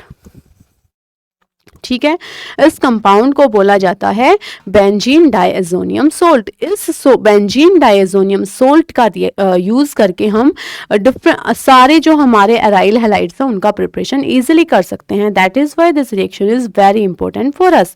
तो इस रिएक्शन का जो है ना नेम रिएक्शन भी है कि एनिलीन से बेंजीन डायएज़ोनियम क्लोराइड डायएज़ोनियम सोल्ट का फॉर्मेशन करना है, डायएज़ोनियम क्लोराइड का फॉर्मेशन करना। इस रिएक्शन को बोला जाता है डायएज़ोटाइजेशन रिएक्शन। क्या बोला जाता है, डायएज़ोटाइजेशन रिएक्शन बोला जाता है। यहाँ पे सिंपल है। अब देखो ये जो हमारा सोल्ट है N2 positive Cl negative benzene के ऊपर है। ठीक है, इसकी रिएक्शन हम अगर Cu2H2HX के साथ करवाते हैं। अब यहाँ पे X हमारा कोई हैलोजन हो सकता है, जनरली क्लोरीन या ब्रोमीन होता है, हमें पता है ना। तो यहाँ पे हम Cu2Cl2HCl ले सकते हैं। ठीक है, Cu2Br2HBr जो भी हम लिखना चाहे। तो यहाँ पे हमारा किसका फॉर्मेशन होगा, बेंजीन के ऊपर जुड़ जाएगा हमारा हेलोजन, मतलब हेलो एरीन्स का फॉर्मेशन यहाँ पे हमें देखने को मिल जाएगा।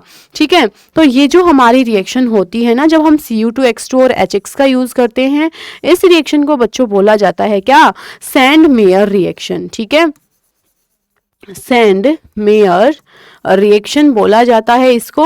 और अगर हम कॉपर पाउडर और साथ में ले लेते हैं HX, इसके साथ रिएक्शन करेंगे तो भी हमारा जो है ना हेलोजन जुड़ जाता है, हेलो एरीन्स बन जाता है। इस रिएक्शन का नेम रिएक्शन क्या होता है, ये होती है हमारी गाटरमैन रिएक्शन। क्या होती है, गाटरमैन रिएक्शन होती है। अगर हम क्या करते हैं HbF4 लेते हैं और सेकेंड स्टेप में फिर उसको हीट कर देते हैं, तो हमारा स्पेसिफिकली फॉर्मेशन हमें यहाँ पे देखने को मिलता है किसका, फ्लोरोबेंजीन का। तो ये जो हमारी रिएक्शन यहाँ पे बनती है, इससे हमें स्पेसिफिकली फ्लोरो एरीन्स कंपाउंड्स जो हैं वो हमें देखने को मिल जाते हैं इस मेथड के थ्रू। तो बेसिकली इस सोल्ट के थ्रू हम क्या कर रहे हैं, अलग अलग हमारे जो हेलो एरीन्स हैं उनका फॉर्मेशन हम कर सकते हैं बाय यूजिंग दिस डायएज़ोनियम क्लोराइड। ये जो डायएज़ोनियम क्लोराइड है वो हम एनिलीन की रिएक्शन जब हम NaNO2HCl के साथ करते हैं तो उसके थ्रू हम ये सोल्ट बना सकते हैं, और इस सोल्ट के थ्रू हम फिर डिफरेंट डिफरेंट हेलो एरिन्स का फॉर्मेशन कर सकते हैं, राइट। अब उसके बाद हम यहाँ पे देखते हैं क्या ये रिएक्शन अभी हम पढ़ के आए हैं, कौन सी रिएक्शन थी ये, हुन्स-डिकर रिएक्शन, यही अभी हमने पढ़ी है। ये कौन सी रिएक्शन थी, हुन्स-डिकर रिएक्शन थी। और यहाँ पर हमारा क्या है, बेसिकली ब्रोमो जो ब्रोमीन है वो यहाँ पे जुड़ जाएगा और साथ में यहाँ पे CO2 बाहर निकल जाएगा और साथ में AgBr बाहर निकल जाएगा, ठीक है। ये जो हमारी नेक्स्ट रिएक्शन है सिंपल है, बेंजीन। बेंजीन की रिएक्शन अगर मैं HCl ऑक्सीजन के साथ कर देती हूँ इन प्रेजेंस ऑफ CuCl2 तो यहाँ पे क्लोरोबेंजीन का फॉर्मेशन हो गया। ये जो रिएक्शन है वो एकदम बेसिकली इस तरीके की रिएक्शन है जो हम यूज करते हैं, जो कि यूज की जाती है in industries for the commercial preparation of haloarenes, ठीक है, for the commercial preparation of haloarenes. Haloarenes, ठीक है। तो बेसिकली ये सारे जो है ना वो हमारे क्या थे, मेथड्स थे। इतने जितने भी हमने रिएक्शंस पढ़ी है ना वो सारे हमारे मेथड्स ऑफ प्रिपरेशन थे कि कैसे हम हेलो एल्केन्स को प्रिपेयर कर सकते हैं और कैसे हम हेलो एरिन्स का भी प्रिपरेशन कर सकते हैं, ठीक है। तो ये सारी बातें हमें याद रखते हुए आगे चलना है। उसके बाद हमारा क्या रहेगा, physical properties of halo alkanes. पहले हम हेलो एल्केन्स की कुछ फिजिकल प्रॉपर्टीज समझेंगे, देन हेलो एरिन्स के बारे में समझेंगे। उसके बाद हमें क्या करना है, इनकी केमिकल रिएक्शंस कर करके देखनी है। अभी तो हम सिर्फ ये कर रहे थे कि हम कैसे बना सकते हैं, इनको कैसे प्रिपेयर कर सकते हैं। अब आगे उसके बाद इनकी फिजिकल प्रॉपर्टीज कैसे होते हैं, क्या बॉइलिंग पॉइंट है, क्या मेल्टिंग पॉइंट है, ये फिजिकल प्रॉपर्टीज के बारे में कुछ बातें करके फिर हमें ये समझना है कि कैसे इनका केमिकल बिहेवियर है वो हमें स्टडी करना होता है, ठीक है। तो यहाँ पे देखते हैं सबसे पहले हेलो एल्केन्स के बारे में। हेलो एल्केन्स जो होते हैं वो कैसे हैं, कलरलेस होते हैं, ठीक है। इनकी जो स्मेल है वो भी थोड़ी स्वीट सी स्मेल होती है। उसके अलावा मेल्टिंग पॉइंट और बॉइलिंग पॉइंट की बात करें तो हेलो एल्केन्स का melting boiling point normal alkanes के कंपैरिजन में ज़्यादा होता है। ऐसा क्यों होता है, क्योंकि यहाँ पर हेलोजन ग्रुप जुड़ा हुआ है जिसकी वजह से यहाँ पे पोलैरिटी क्रिएट होगी। पोलैरिटी क्रिएट होगी तो सिंपल सी बात है, यहाँ पे डाइपोल वगैरह बना तो वहाँ पे डाइपोल इंटरेक्शंस की वजह से मेल्टिंग और बॉइलिंग पॉइंट बढ़ जाता है। जबकि जो हाइड्रोकार्बन्स होते हैं वहां पे सिर्फ बेसिक वंडरवाल इंटरेक्शंस होती है जिस वजह से उनका melting boiling point halo alkanes की कंपैरिजन में कम रहेगा, ठीक है। तो उसके अलावा अगर मैं बात करूं RI के केस में मेल्टिंग और बॉइलिंग पॉइंट ज़्यादा है, RBr के में कम रहेगा, RCl में, RF में उससे भी कम, ठीक है। तो ये हमारा ऑर्डर बनता है जब हम किसकी बात करते हैं, अलग अलग हेलोजेंस की बात करते हैं। तो यहाँ पे मैं क्या देखती हूँ, RI के केस में क्या होगा, आयोडीन का साइज क्या होता है, बड़ा, और RF के केस में फ्लोरीन का साइज होता है छोटा। तो यहाँ पे साइज ज़्यादा होने की वजह से साइज जो है वो क्या है, यहाँ पे ज़्यादा है, यहाँ पे जो साइज है वो क्या है, कम है। तो साइज अगर यहाँ पे कम है तो वंडरवाल इंटरेक्शंस भी कम होती है मॉलिक्यूल्स के बीच में और इसकी वजह से वहाँ पे फिर क्या होता है, जो हमारा मेल्टिंग बॉइलिंग पॉइंट है वो डिक्रीज हो जाता है ओवरऑल। तो यहाँ पे RI क्या सबसे ज़्यादा होगा, RF के लिए सबसे कम हो जाएगा।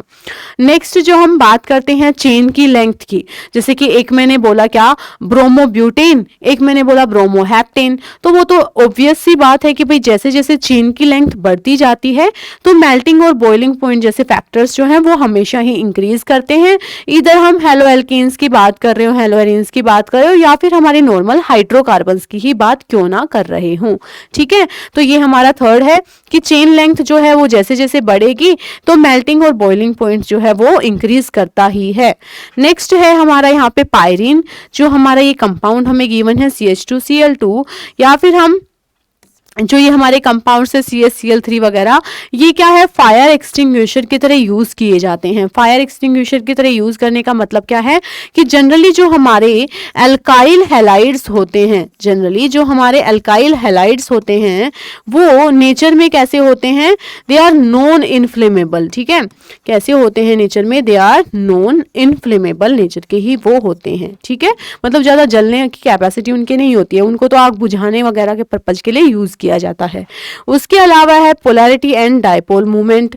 तो पोलैरिटी की जब बात करते हैं तो डेफिनेट सी बात है, एक हैलोजन ग्रुप जुड़ा हुआ है दूसरी तरफ कार्बन के साथ, तो कार्बन और हैलोजन में से दोनों की इलेक्ट्रोनेगेटिविटी में डिफरेंस है, जिसकी वजह से डायपोल मूवमेंट तो वहां पर होगा। ठीक है, दूसरा हमें यह भी पता है कि डायपोल मूवमेंट जो है उसको हम रिप्रेजेंट करते हैं म्यू से, और जो डायपोल मूवमेंट है उसका फॉर्मूला क्या होता है, mu is equals to Q into D. तो क्यू जो है वो हमारा चार्ज को रिप्रेजेंट कर रहा होता है, और जो डी है वो क्या करता है, डिस्टेंस को रिप्रेजेंट कर रहा होता है। तो जब मैं यहाँ पे डायपोल मूवमेंट की बात करती हूँ तो मैं ये ऑर्डर ऑब्जर्व करती हूँ कि अगर मेरे पास जो आयोडो कंपाउंड्स हैं उनका डायपोल मूवमेंट जो है ना वो सबसे कम होता है। ठीक है, तो यहाँ पे क्या है, जो हमारा डायपोल मूवमेंट का ऑर्डर रहेगा वो इस तरीके से रहता है। तो जो चार्ज है, चार्ज का सेपरेशन जो है वो फ्लोरीन के केस में सबसे ज्यादा है। चार्ज का जो सेपरेशन है वो फ्लोरीन में सबसे ज्यादा है, क्योंकि यहाँ पे फ्लोरीन मोस्ट इलेक्ट्रोनेगेटिव है। तो डेफिनेट सी बात है, उसके हिसाब से फ्लोरीन पहले आना चाहिए। लेकिन यहाँ पे होता क्या है कि CH3Cl जो है वो सबसे पहले टर्म पे, पहले नंबर पे आया है। ऐसा क्यों हुआ, क्योंकि यहाँ पे CH3Cl की जब बात करेंगे तो वहाँ पे डिस्टेंस जो है वो भी तो ज़्यादा हो गई, और फ्लोरीन के केस में क्या है, डिस्टेंस की वैल्यू थोड़ी स्मॉल हो जाती है, जिसकी वजह से ओवरऑल हमारा इस तरीके का ऑर्डर हमें डायपोल मूवमेंट का देखने को मिलता है। क्योंकि डायपोल मूवमेंट सिर्फ और सिर्फ इलेक्ट्रोनेगेटिविटी डिफरेंस नहीं, कहीं ना कहीं जो दो बॉन्ड की जो डिस्टेंस या दो एटम के बीच की जो डिस्टेंस है ना उसके ऊपर भी डिपेंड कर रहा होता है। उसके बाद हम नेक्स्ट बात कर लेते हैं physical properties of hello arenes. तो जो हैलो एरीन्स होते हैं वो भी हमारे कलरलेस होते हैं, क्रिस्टलाइन सॉलिड्स होते हैं, हैवी होते हैं, देन वाटर, पानी में घुलते भी नहीं है, इनसोल्युबल इन वाटर होते हैं। ठीक है, यहाँ पे जो हमारे हैलो एरीन्स है वो पानी में नहीं घुलते हैं, लेकिन जो ऑर्गेनिक सॉल्वेंट्स होते हैं उनमें अच्छे से डिसॉल्व हो जाते हैं। ठीक है, डेफिनेट सी बात है, वाटर इनसोल्युबल है तो वो हमारे जो वैसे सॉल्वेंट्स होंगे जिनका नेचर जो है ऑर्गेनिक सॉल्वेंट वाले जो होंगे उनमें इजिली घुली जाएगी वो चीज़। उसके अलावा हम बात करते हैं मेल्टिंग पॉइंट की। तो मेल्टिंग पॉइंट को जब देखते हैं तो पैरा के केस में हमारा मेल्टिंग पॉइंट सबसे ज्यादा है, देन ऑर्थो और देन मेटा। तो पैरा का तो हमें सिंपल सा समझ में आता है, क्यों, क्योंकि यहाँ पे इसकी स्ट्रक्चर के अंदर क्या प्रेजेंट है, सिमेट्री प्रेजेंट है, और due to its symmetrical structure इसका मेल्टिंग पॉइंट सबसे ज्यादा होता है, देन ऑर्थो का एंड देन मेटा का होता है। ठीक है, ये हमें ध्यान रखना है। बॉइलिंग पॉइंट ऑर्डर देखते हैं, तो boiling point order iodo arenes जो होंगे हमारे उनका सबसे ज्यादा होगा, क्योंकि आयोडीन का साइज बड़ा होता है, मॉलिक्यूल का साइज बड़ा है, तो वहां पर जो इंटरेक्शंस हैं या फिर मैं कहूँ वहां पे वंडरवाल फोर्सेस जो हैं वो ज्यादा काम करेगा, क्योंकि वंडरवाल फोर्सेस जो हैं वो कहीं ना कहीं साइज के ऊपर डिपेंड कर रहे होते हैं। तो आयोडो के केस में सबसे ज्यादा boiling point, then bromine, then chlorine, then fluorine का केस। उसके बाद halo arenes are less polar than halo alkanes. ये हमारा एक सबसे जो है स्ट्रॉन्ग यहाँ पे फिजिकल प्रॉपर्टीज में पॉइंट बनता है कि यहाँ पे पोलैरिटी की जब बात करते हैं तो यहाँ पे हैलो एरीन्स जो है वो लेस पोलर होते हैं। तो उसका रीजन क्या है, देखो, एक मेरे पास हैलो एल्केन है, इस तरीके का कंपाउंड है, और एक मेरे पास क्या है, हैलो एरेन है, जो कि हमारा कुछ इस तरीके का कंपाउंड है। तो यहाँ पे जब पोलैरिटी की बात करेंगे तो हम यहाँ पे क्या देखते हैं, यहाँ पे ये कार्बन है जिसकी हाइब्रिडाइजेशन है sp3, और यहाँ पर तो सेम एटम जुड़े ही हुए हैं दोनों पोजीशंस, दोनों ही कंडीशंस में। ठीक है, तो ये जो हमारा कार्बन यहाँ पर प्रेजेंट है ना, ये कैसा कार्बन है, sp2 हाइब्रिडाइज्ड कार्बन है। ठीक है, तो अगर sp2 हाइब्रिडाइज्ड कार्बन है तो कहीं ना कहीं वो क्या है, मोर इलेक्ट्रोनेगेटिव नेचर का होगा as compare to sp3 hybridized carbon. ठीक है, तो यहाँ पे हम क्या समझते हैं कि ये हमारा जो कार्बन है ये इलेक्ट्रोनेगेटिव नेचर का है। क्यों है इलेक्ट्रोनेगेटिव नेचर का, क्योंकि ये sp2 हाइब्रिडाइज्ड है। जब हम इलेक्ट्रोनेगेटिविटी की बात करते हैं ना तो sp जो है वो सबसे ज्यादा इलेक्ट्रोनेगेटिव होता है, देन sp2, और फिर सबसे कम इलेक्ट्रोनेगेटिव होता है sp3। ठीक है, तो ये जो कार्बन है ये sp2 हाइब्रिडाइज्ड कार्बन है और ये काफी इलेक्ट्रोनेगेटिव है, जिसकी वजह से क्या हुआ इसके साथ कि यहाँ पर ना दोनों के बीच में इलेक्ट्रोनेगेटिविटी डिफरेंस जो है वो कम है, मतलब Q की वैल्यू कम है, Q की वैल्यू कम है तो फिर म्यू की वैल्यू भी क्या होगी, कम हो जाएगी, डेफिनेट सी बात है। तो यहां से ये रीजन हमारा जो है निकल के आ जाता है। ठीक है, दूसरा यहाँ पे हम क्या कह सकते हैं, डिस्टेंस डी की भी बात कर सकते हैं। तो डिस्टेंस को जब हम देखेंगे तो हमें पता है भाई क्लोरोबेंजीन के केस में हमें रेजोनेंस भी दिखता है। तो यहाँ पे रेजोनेंस होने की वजह से ये जो बॉन्ड है ना, यहाँ पर क्या आ जाएगा, डबल बॉन्ड करेक्टर आ जाएगा। ठीक है, क्या आ जाएगा, डबल बॉन्ड करेक्टर। और इस डबल बॉन्ड करेक्टर की वजह से जो क्लोरीन और कार्बन के बीच की बॉन्ड लेंथ है वो क्या हो जाएगी, डिक्रीज हो जाएगी। और उसी वजह से क्या होने वाला है, डी की वैल्यू भी कम हो जाएगी। डी की वैल्यू कम हो जाएगी मींस उसका जो डाइपोल मोमेंट है उसकी वैल्यू भी कम हो जाएगी ओवरऑल। तो यहाँ पे हम क्या कह सकते हैं कि जो हमारे हैलो एरीन्स है ना, उनमें पोलैरिटी कम होती है, उनका डाइपोल मोमेंट कम आएगा as compare to that of halo alkanes. Clear है सबको? तो चलो अब मूव करते हैं नेक्स्ट टॉपिक पर। अब हमें यहाँ पे क्या करना है, केमिकल रिएक्शंस पढ़नी है।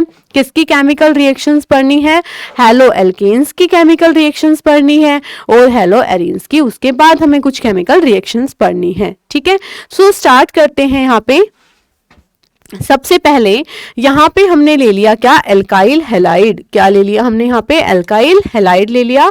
इसकी एक एक रिएक्शन हम करते हैं। ठीक है, एक्वस NaOH, तो सिंपल सी बात है, देखो CH3Cl ले लिया, साथ में ले लिया NaOH। ठीक है, तो क्या होगा, NaCl बाहर निकल जाएगा और CH3 के साथ क्या जुड़ जाएगा, OH जुड़ जाएगा। तो सिंपल सी बात है कि यहाँ पे एक्वस NaOH यूज कर लो, चाहे एक्वस KOH यूज कर लो, चाहे Ag2O सिल्वर की ऑक्साइड जो है Ag2O.H2O का यूज कर लो, चाहे तुम इसको डायरेक्टली AgOH लिख दो। तो ये जो हम यूज करेंगे तो सिंपल सी बात है, हमारा एल्काइल हैलाइड जो है वो किस में कन्वर्ट हो जाएगा, एल्कोहल में कन्वर्ट हो जाएगा। उसके अलावा है नेक्स्ट यहाँ पे क्या, RX एल्काइल हैलाइड की रिएक्शन तुम KCN के साथ करते हो। तो सिंपल सी बात है, कोई भी एल्काइल हैलाइड लिख दो CH3Cl और इसकी रिएक्शन हमें KCN के साथ करनी है। तो KCl जो है वो बाहर निकल जाएगा और CN जो है वो जुड़ जाएगा यहाँ पे जाके। तो कोई इसमें बहुत बड़ी साइंस नहीं लगी हुई है। तो प्रोडक्ट क्या बन जाएगा, R के साथ क्या जुड़ गया, CN जुड़ गया और बाहर क्या यहाँ पे रिमूव हो गया, KX जो है वो रिमूव हो जाएगा। ठीक है, सिंपल है। मीडियम हमारा यहाँ पे अल्कोहलिक हमें प्रोवाइड कर देना है।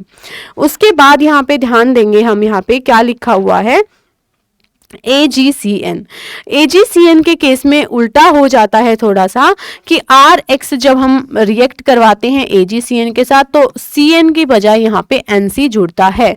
ऐसा क्यों होता है, ऐसा इसलिए हो जाता है क्योंकि KCN के केस में क्या है, ये आयोनिक कंपाउंड है तो K पॉजिटिव CN नेगेटिव बनता है और ये कार्बन अटैक कर देता है हमारा R के ऊपर और RCN का फॉर्मेशन हो जाता है। ठीक है, but in case of AgCN हो क्या जाता है ना कि ये जो AgCN है ये एक कोवेलेंट कंपाउंड है। कोवेलेंट कंपाउंड है तो इतनी आराम से ये बॉन्ड तो टूटता नहीं है तो फिर ये जो नाइट्रोजन है ना, इसी को जाके फिर हमारे इस हैलोजन पर अटैक करना पड़ता है, जिसकी वजह से जो हमारा R है ना उसके साथ नाइट्रोजन के थ्रू हमारा कार्बन जो है वो नाइट्रोजन के साथ अटैच हो रहा होता है instead of carbon of cyanide. ठीक है, तो यहाँ पे RNC टाइप का प्रोडक्ट हमें देखने को मिल रहा होता है। अब बात ये है कि RCN बना, ठीक है, RCN बन गया। उसकी रिएक्शन अगर हमने जो यहाँ पे RCN बना है ना, इसकी रिएक्शन अगर हमने फर्दर H2O के साथ करवा दी, वाटर के साथ करवाई और यहाँ पे प्रेजेंस किसकी है, कॉन्संट्रेटेड HCl की है, तो ये हमारा बना देता है क्या, अमाइड। ये हमें ध्यान रखना है किसका फॉर्मेशन होगा, अमाइड का। CN ग्रुप जो है वो किस में कन्वर्ट हो जाएगा, CONH2। ठीक है, अमाइड का फॉर्मेशन देखने को मिल जाएगा हमें यहाँ पे। ठीक है, अगर हमने यहाँ पे सेम ये जो साइनाइड कंपाउंड बना, इसकी हमने डाइल्यूट HCl की प्रेजेंस हमने ली, तो फिर वहां पे हमारा CN ग्रुप जो है वो कार्बोक्सिलिक एसिड ग्रुप में चेंज हो जाएगा। वहीं अगर हमने यहाँ पे क्या लिया, कोई रिड्यूसिंग एजेंट लिया, ठीक है, ये सारे के सारे हमारे क्या हैं, रिड्यूसिंग एजेंट्स हैं। अगर हमने रिड्यूसिंग एजेंट्स का यूज किया ना, तो फिर क्या होगा, यहाँ पे जो हमारा RCN है वो RCH2NH2 में कन्वर्ट हो जाएगा। तो ये जो बात है ना वो हमें अच्छे से याद रख लेनी है। यहाँ पे जो AgCN के साथ हमारा जो कंपाउंड बना, इसका हम सिंपल रिडक्शन कर देते हैं LiAlH4 के प्रेजेंस में, तो सिंपल बस हमारा RNHCH3 N methyl alkene amine ये बन सकता है, ठीक है। बस यहाँ पे अगर हम रिडक्शन करवा रहे हैं और हमने स्पेसिफिकली क्या सोडियम और इथेनॉल का सोल्यूशन यूज किया है, कॉम्बिनेशन यूज किया है फॉर द रिडक्शन पर्पज, तो फिर हमारा ये जो रिएक्शन होती है इसको बोला जाता है मेंडियस रिएक्शन, ठीक है। बस इतना याद रख सकते हैं। अब उसके बाद अगर हमने अल्काइल हैलाइड की रिएक्शन अमोनिया के साथ की, तो सिंपल सी बात है HX बाहर निकल जाएगा और फॉर्मेशन हमारा किसका हो जाएगा, अमीन्स का फॉर्मेशन हो जाएगा। तो क्या बनेगा, RX plus NH3 will react to give RNH2 plus HX, ठीक है, ये रिएक्शन हो जाएगी। फिर नेक्स्ट है हमारा यहाँ पे RX, इसकी रिएक्शन अभी हमें किसके साथ करनी है, KNO2 के साथ प्लस में NaNO2 के साथ रिएक्शन हमें करनी है। तो यहाँ पे बच्चों सिंपल सी चीज है, जब हमारा KNO2 हम यूज करेंगे तो क्या होता है कि ये ONO नेगेटिव, तो इस तरीके से ऑक्सीजन फ्री होता है अटैक करने के लिए। तो यहाँ पे RONO का फॉर्मेशन करना है, तुम्हें याद रखना है। AgNO2 जो है इसके केस में हमारा नाइट्रोजन के थ्रू अटैक करना है अल्काइल हैलाइड के ऊपर, तो यहाँ पे RNO2 का फॉर्मेशन हमें करना है। सेम प्रॉपर है, उल्टा है, थोड़ा याद रखना इसको। RX की रिएक्शन KNO2 या NaNO2 के साथ करोगे तो ऑक्सीजन के थ्रू अटैच करना है। RX की रिएक्शन AgNO2 के साथ करोगे तो नाइट्रोजन के थ्रू अटैचमेंट करके दिखाना है, ठीक है। उसके बाद है RONA, तो सिंपल है, यहाँ से X निकलेगा और यहाँ से Na निकल जाएगा और यहाँ पे किसका फॉर्मेशन हो जाएगा, सिंपल सा किसका, ईथर का फॉर्मेशन हमें देखने को मिल जाएगा और बाहर क्या निकल जाएगा, NaX, ठीक है, बाहर क्या हो जाएगा, यहाँ पे NaX निकल जाएगा, ठीक है। नेक्स्ट है, अगर हमने अल्काइल हैलाइड लिया और इसकी रिएक्शन हमने करा दी किसके साथ, RCOO नेगेटिव, ठीक है। तो सिंपल सी बात है, यहाँ पे हम क्या ले सकते हैं, RCOO और R, इस तरीके का कंपाउंड का फॉर्मेशन हो जाएगा और X नेगेटिव जो है वो साइड में बाहर निकल जाएगा।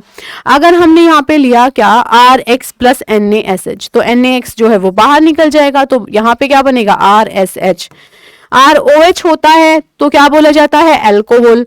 RSH होता है तो क्या बोला जाता है यहाँ पे, थायोल, तो थायोल का फॉर्मेशन हमें देखने को मिल जाएगा। यहाँ पे RX की रिएक्शन NaN3 के साथ करवाएंगे तो क्या होगा, NaX बाहर निकल जाएगा और बन क्या जाएगा, RN3, मतलब एजाइड्स का फॉर्मेशन हमें यहाँ पर देखने को मिलेगा, ठीक है। उसके अलावा NaC ट्रिपल बॉन्ड Cr, इस तरीके का कंपाउंड हमने यूज किया तो फिर से NaX बाहर निकलेगा और कंपाउंड क्या बन जाएगा, RC ट्रिपल बॉन्ड Cr, ठीक है। ये हमारा एल्काइंस का फॉर्मेशन यहाँ पे हो जाएगा। यहाँ से फिर से NaX बाहर निकलेगा तो क्या बनेगा, RSR, ठीक है। ये हमारा देखो थायोल था, ROR होता तो इथर होता, तो ये क्या होगा, थायो इथर, ठीक है। तो ये बेसिक रिएक्शंस है जो अल्काइल हैलाइड्स की हम कर सकते हैं इजीली। अब उसके बाद आता है हमारा next mechanism of nucleophilic substitution reaction, कि जो हमारी न्यूक्लियोफिलिक सब्स्टिट्यूशन रिएक्शन होती है उनका मैकेनिज्म क्या होता है और किस तरीके से वो प्रोसीड हो सकती है। तो सबसे पहले हम बात करते हैं यहाँ पे SN1 और SN2, दो तरीके के मैकेनिज्म हमें देखने को मिल सकते हैं फॉर सब्स्टिट्यूशन न्यूक्लियोफिलिक रिएक्शन। जो अभी हमने जितनी भी रिएक्शन की है ना वो सारी के सारी सब्स्टिट्यूशन न्यूक्लियोफिलिक रिएक्शन थी अल्काइल हैलाइड्स की, ठीक है। अब यहां पर होगा क्या, देखो SN2 का मतलब है सब्स्टिट्यूशन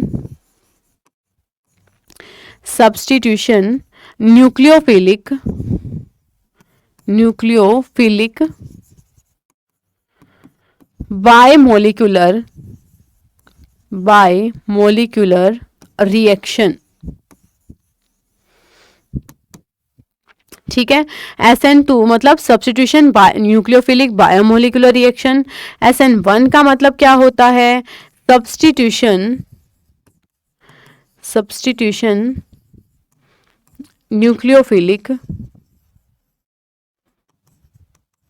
यूनिमोलिकुलर रिएक्शन, ठीक है। जब भी हम SN2 रिएक्शन की बात करते हैं तो बेशक यहाँ पे 2 लिखा हुआ है, बट ये जो रिएक्शन होती है हमारी, ये 1 स्टेप में कंप्लीट हो जाती है, ठीक है। एक ही स्टेप में ये रिएक्शन हमारी कंप्लीट हो जाती है।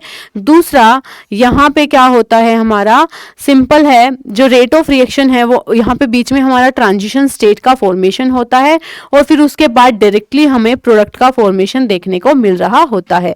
फॉर एग्जाम्पल, मैं इसको जब रिप्रेजेंट करने जाऊंगी तो मैं इस तरीके से लिखूंगी कि भाई ये मेरे पास क्या था, कार्बन था, ठीक है, और यहाँ पे इसके साथ 3 ग्रुप्स जुड़े हुए थे और 4th जो पोजीशन है यहाँ पे मान लो कोई ब्रोमीन जुड़ा हुआ था, ठीक है। यहाँ पे मैंने क्या किया, न्यूक्लियोफाइल का अटैक दिखाया, तो यहाँ पे जो न्यूक्लियोफाइल है वो क्या करेगा, बैक साइड अटैक करेगा। बैक साइड अटैक क्यों करेगा? क्योंकि फ्रंट साइड में क्या है, हमारा जो लिविंग ग्रुप है ना, ये जुड़ा हुआ है, तो यहाँ पे तो जगह है ही नहीं अटैक करने की, तो पीछे की साइड से जाके यहाँ पे SN2 मैकेनिज्म के अंदर यहाँ पे अटैक करना पड़ता है। और जो ये है, ये स्टेप नहीं है बच्चों, ये सिंपल सा हमारा एक ट्रांजिशन स्टेट है, ठीक है। यहाँ पे क्या है, हमारी एक ट्रांजिशन स्टेट है। ट्रांजिशन स्टेट के दौरान होगा क्या, ये जो ब्रोमीन है ये धीरे धीरे बाहर निकल रहा है और जो हमारा न्यूक्लियोफाइल था, OH था मान लो, वो हमारा धीरे धीरे इसके साथ जुड़ रहा है और यहाँ पे हमें फिर प्रोडक्ट का फॉर्मेशन देखने को मिल जाएगा, ठीक है। तो मैं यहाँ पे क्या कहती हूँ कि ये जो हमारा है, ये एक ही स्टेप में पूरा प्रोसेस जो है वो कंप्लीट हो गया। सिंपल सी बात है, OH नेगेटिव ने बैक साइड अटैक किया, ये धीरे धीरे जुड़ता गया और ये जो लिविंग ग्रुप है वो धीरे धीरे बाहर निकलता गया और 1 स्टेप के अंदर ही हमारा पूरा प्रोसेस कंप्लीट हो गया। जब हम SN2 रिएक्शन की बात करते हैं तो अगर हमारा लिविंग ग्रुप फ्रंट साइड में था तो अटैक बैक साइड से होगा। तो अगर हमारे पहली जो कॉन्फ़िगरेशन है वो क्या थी, D थी, तो बाद में कॉन्फ़िगरेशन L हो जाएगी, है ना। अगर पहले हमारा जो भी कॉन्फ़िगरेशन है उसका बिल्कुल अपोजिट हो जाएगा कि जो ग्रुप यहाँ पे फ्रंट में जुड़ा हुआ था, अब अटैक पीछे की साइड से हुआ, अपोजिट साइड से। तो बेसिकली मैं यहाँ पे क्या कह सकती हूँ कि इस मैकेनिज्म के दौरान मुझे इन्वर्जन ऑफ कॉन्फ़िगरेशन भी देखने को मिल रहा होता है, ठीक है। इन्वर्जन ऑफ कॉन्फ़िगरेशन मुझे यहाँ पे देखने को मिल रहा होता है। यहाँ पे देखो, सिंपल सी बात है, जो हमारा न्यूक्लियोफाइल है ना, इसको अटैक करना होता है और अटैक तभी आराम से हो पाएगा जब जो यहाँ पे ये जो ग्रुप्स जुड़े हुए हैं ये हमारे छोटे छोटे ग्रुप्स होंगे, मतलब भीड़ भाड़ कम से कम होगी यहाँ पे, तो आराम से अटैक यहाँ पे अपना न्यूक्लियोफाइल जो है वो कर पाएगा, ठीक है। तो यहाँ पे मैं क्या कहूंगी कि SN2 मैकेनिज्म के दौरान जो हमारा CH3 है, CH3 वगैरह है, वो हमारा सबसे अच्छे से पार्टिसिपेट कर पाएगा, ठीक है। CH3 जो है वो हमारा सबसे फास्ट रिएक्शन करेगा, फिर प्राइमरी, फिर सेकेंडरी और फिर टर्शरी जो है वहां पे हमारा क्या है, जो रिएक्शन है वो सबसे स्लो रहेगी, क्योंकि वहां पे क्या है, बल्कि ग्रुप आ जाएंगे। टर्शरी हमारा कार्बोकेटायन है या फिर कुछ भी ऐसी कंडीशन है, तो बल्कि ग्रुप्स की वजह से अटैक करने में उसको दिक्कत होगी। तो अगर हमारे सिर्फ और सिर्फ तीनों हाइड्रोजन लगे हुए हैं तो सबसे अच्छी बात है, छोटे छोटे ग्रुप्स हैं हाइड्रोजन। तो प्राइमरी के केस में एक बड़ा मिथाइल इथाइल इस तरीके का ग्रुप आ सकता है, सेकेंडरी में दो बड़े ग्रुप्स आ जाएंगे, टर्शरी में तीनों तरफ से ही बड़े बड़े ग्रुप्स रहेंगे। तो यहाँ पे बेसिकली ये हमारा ट्रेंड चलता है कि जो प्राइमरी है वो फास्टली रिएक्शन करते हैं, then secondary and then tertiary.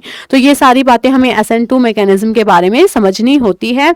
यहाँ पे अगर हम बात करें किसकी, हेलोजन एसिड्स की, तो एक हमारे पास HI है, एक HBr है, HCl है और HF है। तो सबसे फास्ट रिएक्शन हमारी HI, फिर HBr, फिर HCl एंड देन HF में ही होती है, चाहे फिर वो SN1 मैकेनिज्म हो, चाहे फिर वो हमारा SN2 मैकेनिज्म हो, डजंट मैटर, क्योंकि जो I नेगेटिव है वहां पे हमारा वो बेस्ट हमारा क्या है, लिविंग ग्रुप है। तो इस वजह से क्या है, HI के केस में हमें सबसे फास्ट रिएक्शन देखने को मिलेगी। दूसरा, HI न्यूक्लियोफाइल की तरह अटैक करने जाएगा, तो HI नेगेटिव जो है वो हमारा बेस्ट न्यूक्लियोफाइल है। तो यहाँ पे HI जो है HBr then HCl then HF, ये हमारा ऑर्डर बनेगा, चाहे हमारा मैकेनिज्म SN1 फॉलो हो रहा हो चाहे SN2 फॉलो हो रहा हो, ठीक है। उसके बाद हम बात करते हैं SN1 मैकेनिज्म की। ये जो SN1 मैकेनिज्म है ये बेसिकली हमारा 2 स्टेप में कंप्लीट होता है, ठीक है, 2 स्टेप में कंप्लीट होता है। यहाँ पर हमें रिटेंशन देखने को मिलता है, रिटेंशन ऑफ कॉन्फ़िगरेशन देखने को मिल रहा होता है, ठीक है। उसके अलावा मैं क्या कह सकती हूँ, यहाँ पर मान लो हमने इस तरीके से देखा कार्बन है, उसके तीनों तरफ हमारे इस तरीके से ग्रुप लगे हुए हैं, ठीक है, ये हमारा लीविंग ग्रुप है। तो जब हमारा SN1 मैकेनिज्म होता है ना तो 2 स्टेप में होता है। पहले स्टेप में जो लीविंग ग्रुप था ना वो पूरी तरीके से लीव कर चुका है, जिसकी वजह से हमारा बीच में क्या बना है, ये इंटरमीडिएट बना है। क्या स्टेट बनी है हमारी, इंटरमीडिएट स्टेज बनी है। यहाँ पे जो हमारा इंटरमीडिएट है उसमें स्टेबिलिटी रहनी चाहिए। तो अगर हम यहाँ पे देखें तो टर्शरी जो है वो कहीं ना कहीं सबसे ज्यादा स्टेबल रहेगा, कार्बोकेटाइन, फिर सेकेंडरी रहता है, फिर प्राइमरी रहता है। तो यहाँ पे ऑर्डर एकदम उल्टा रह जाएगा, टर्शरी फिर सेकेंडरी फिर प्राइमरी एंड देन फिर मिथाइल जो कार्बोकेटाइन है, इस तरीके से हमारा ऑर्डर चलेगा, क्योंकि अब उसके बाद OH नेगेटिव अटैक करने वाला है आराम से। तो ये जो बीच में स्टेज बनती है इसकी स्टेबिलिटी भी तो मैटर करती है ना। तो यहाँ पे हमारा SN1 के अंदर ऑर्डर क्या चलता है, टर्शरी सेकेंडरी देन प्राइमरी, और ये हमारा 2 स्टेप मैकेनिज्म हो रहा होता है, ठीक है। सिंपल सा पॉइंट है, हमें ये सारी बातें याद रखनी है। SN1 में हमें स्टेबिलिटी ऑफ कार्बोकेटाइन की बात करनी होती है, SN2 के अंदर हमें क्या है, हिंड्रेंस की बात करनी होती है। SN2 जो है बेसिकली वहां पे हमें स्टीरिक हिंड्रेंस जो है उसको हमें तवज्जो देनी होती है, और यहाँ पे हमें स्टेबिलिटी ऑफ कार्बोकेटाइन को तवज्जो देनी होती है जब हम SN1 की बात करते हैं तब, ठीक है। ये बेसिक पॉइंट्स हमें याद रखने हैं।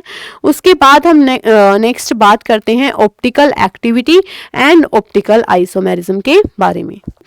तो सबसे पहले बात ये आती है कि ऑप्टिकली एक्टिव सब्सटेंसेस क्या होती हैं। तो यहाँ से हम क्या कहेंगे, the substances which can rotate the plane polarized light, उसको हम क्या बोलते हैं, ऑप्टिकली एक्टिव है ये जो सब्सटेंस है हमारे पास। तो जब बेसिकली हम स्टार्टिंग में कोई भी सोर्स ऑफ लाइट लेकर चलेंगे तो वहाँ पर हमारी जो लाइट है वो मल्टी डायरेक्शन, मतलब हर डायरेक्शन में हमारी लाइट जो है वो होती है। प्लेन पोलराइज्ड लाइट हमें इसको बनाना पड़ेगा पहले, तो हम इसको पास करते हैं थ्रू निकोल प्रिज्म। तो जब हमने इसको निकोल प्रिज्म के थ्रू पास किया तो जो हमारी लाइट है वो कन्वर्ट हो गई किसमें, प्लेन पोलराइज्ड लाइट में, राइट। अब ये जो प्लेन पोलराइज्ड लाइट है इसको हम पास करते हैं थ्रू पोलराइजर।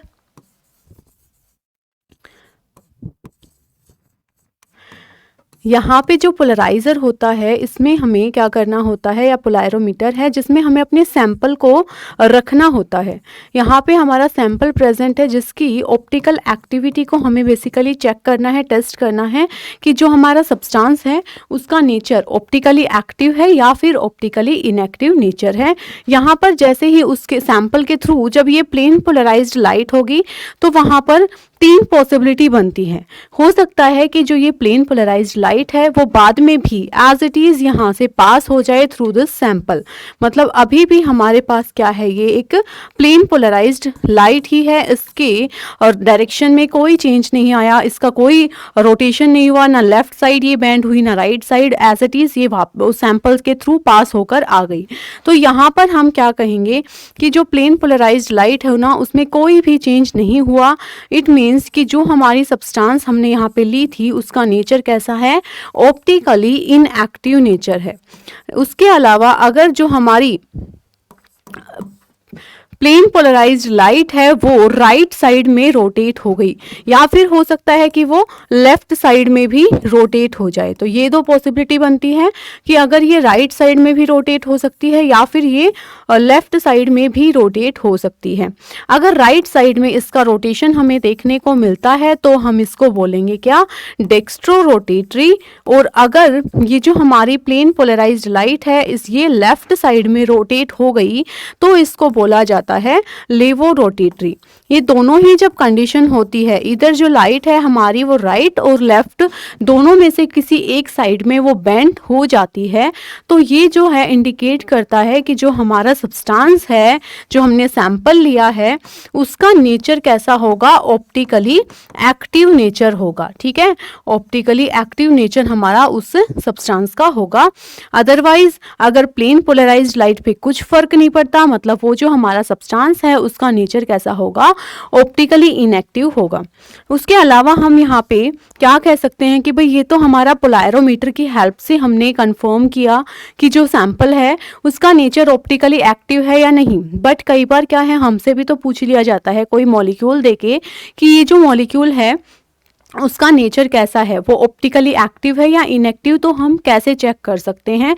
तो थ्योरेटिकली जब हमसे इस तरीके का कोई क्वेश्चन पुटअप किया जाए तो हम ये दो कंडीशंस अप्लाई कर सकते हैं और वहाँ पर हम चेक कर सकते हैं कि अगर जो भी हमें गिवन मॉलिक्यूल है उसमें ये दो कंडीशन फुलफिल हो रही है, then the molecule will be optically active in nature. ठीक है, क्या कंडीशन है ये? फर्स्ट कंडीशन है कि अगर मॉलिक्यूल में कायरल सेंटर प्रेजेंट है तो वो जो मॉलिक्यूल होगा उसका नेचर कैसा होगा, ऑप्टिकली एक्टिव होगा। या फिर उसमें क्या कंडीशन फॉलो हो रही है, not have a plane of symmetry, कि अगर उसमें कोई प्लेन ऑफ सिमेट्री प्रेजेंट नहीं है, देन ऑल्सो जो हमारा सैंपल होगा उसका नेचर कैसा होगा, ऑप्टिकली एक्टिव होगा। ठीक है, फॉर एग्जाम्पल मैं यहाँ पे कंसिडर कर सकती हूँ, ये हमारे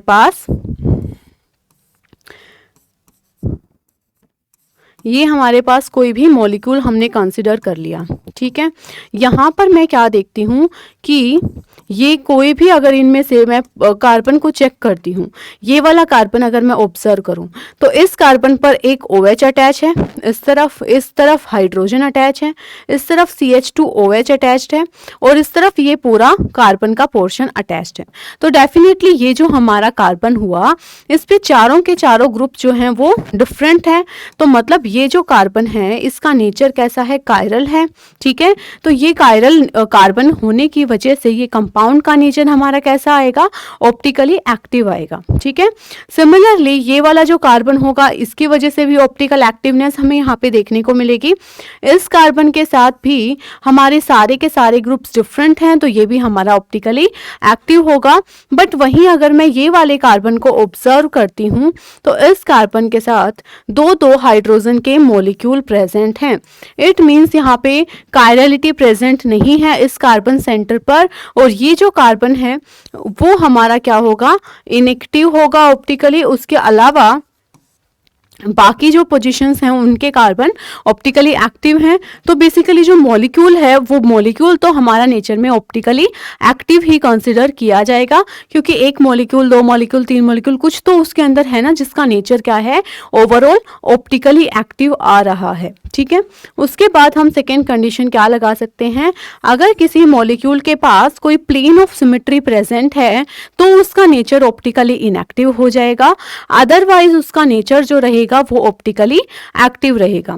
ठीक है, फॉर एग्जांपल ऑक्टाहेड्रल है। ऑक्टाहेड्रल केस में मैं देखती हूँ कि मेटल है और स्क्वायर प्लेनर में हमारा 4 लिगेंड अटैच्ड हैं, एक लिगेंड अबोव और एक लिगेंड बिलो, इस तरीके से अटैच्ड होते हैं। ठीक है, तो यहाँ पर मान लिया मैंने फोर्थ पोजीशन पर ए सब प्रेजेंट है, हर जगह पे ए प्रेजेंट है, तो मुझे दिख रहा है इस ऑक्टाहेड्रल कॉम्प्लेक्स के अंदर एक सिमेट्री प्रेजेंट है। ठीक है, सिमेट्री प्रेजेंट होने की वजह से मैं इसका यहाँ से प्लेन ऑफ सिमेट्री पास करती हूँ तो ऊपर भी ए है, नीचे भी ए है।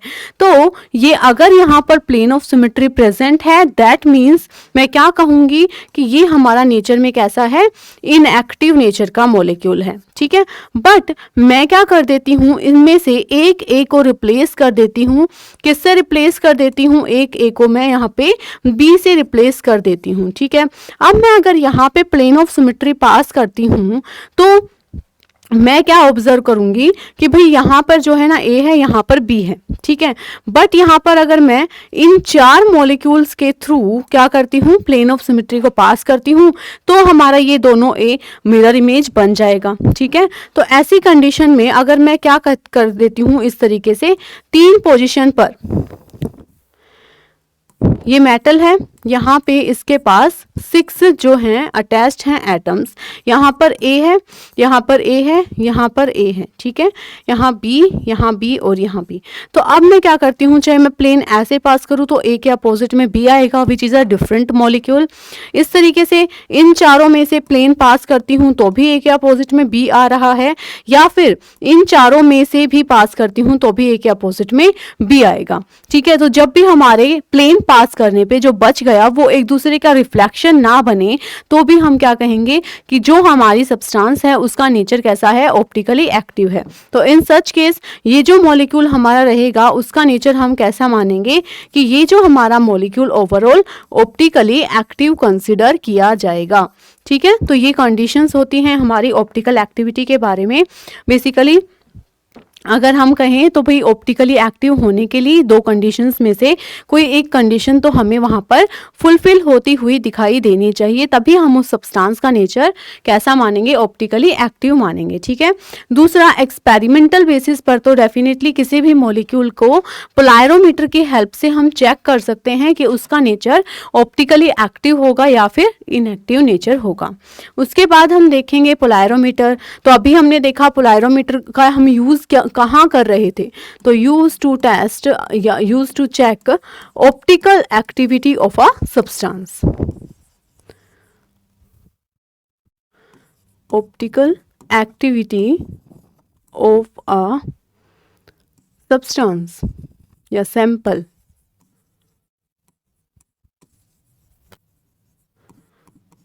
उसके बाद है इनेंशियोमर। इनेंशियोमर क्या होते हैं, non super imposable mirror images.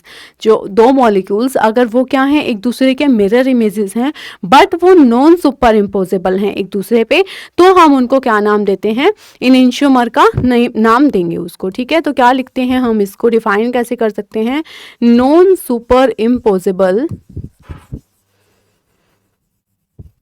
Mirror image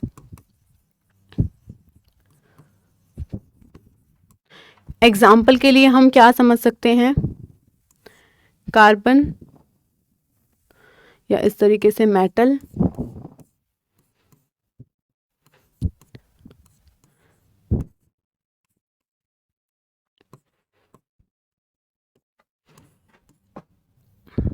अब मैं इस मॉलिक्यूल की अगर मिरर इमेज ड्रॉ करती हूँ तो किस तरीके से इसकी मिरर इमेज बनेगी, जो डी और सी हैं वो मिरर के सामने आएंगे सिंपल, और ए और बी जो हैं वो अवे हमें दिखाई देंगे, और जो ऊपर और नीचे वाले एटम्स हैं वो तो अपने सिमिलर डिस्टेंस पर ही रहेंगे। तो ये जो दो मॉलिक्यूल्स हैं इनको मैं अगर ऑब्जर्व करती हूँ तो मैं क्या देख सकती हूँ कि ये एज इट इज़ इसका मिरर इमेज है, बट इसको उठा के जब मैं इसके ऊपर रखूँगी तो ए और बी जो है वो किसको सुपर इम्पोज करेगा, डी और सी को। तो मतलब क्या है, ये जो हैं हमारे non super imposable mirror images हैं। तो अगर हमारे दो मॉलिक्यूल्स जो हैं वो क्या होते हैं, नॉन सुपर इम्पोजेबल हैं, और वैसे वो एक दूसरे के क्या हैं, मिरर इमेज हैं, तो ऐसे पेयर्स को मैं क्या बोलती हूँ, इनेंशियोमर्स बोलती हूँ, ठीक है। दूसरा हम क्या कह सकते हैं, डायस्टीरियोमर्स। ये ना तो क्या है, सुपर इम्पोज भी नहीं होते हैं, नॉन सुपर इम्पोजेबल भी नहीं होते हैं। दो मॉलिक्यूल अगर दोनों की मिरर इमेज एक दूसरे पे सुपर इम्पोज भी नहीं करती हैं, ठीक है, और नाइदर ये इनकी मिरर इमेज होते हैं एक दूसरे के। तो ऐसे जो हमारे केस बनेंगे वो उनको हम क्या बोल सकते हैं, डायस्टीरियोमर बोल सकते हैं। फॉर एग्जांपल मैंने एक मॉलिक्यूल ये लिखा जहाँ पे कुछ इस तरीके से मॉलिक्यूल्स थे, एटम्स जो थे वो अटैच थे, HOH OH H and CH2OH, ठीक है। एक ये मॉलिक्यूल लिखा मैंने, दूसरा मैंने लिखा CHO COH H, और यहाँ पे क्या हुआ, OH इधर और H इधर, और यहाँ पे CH2OH।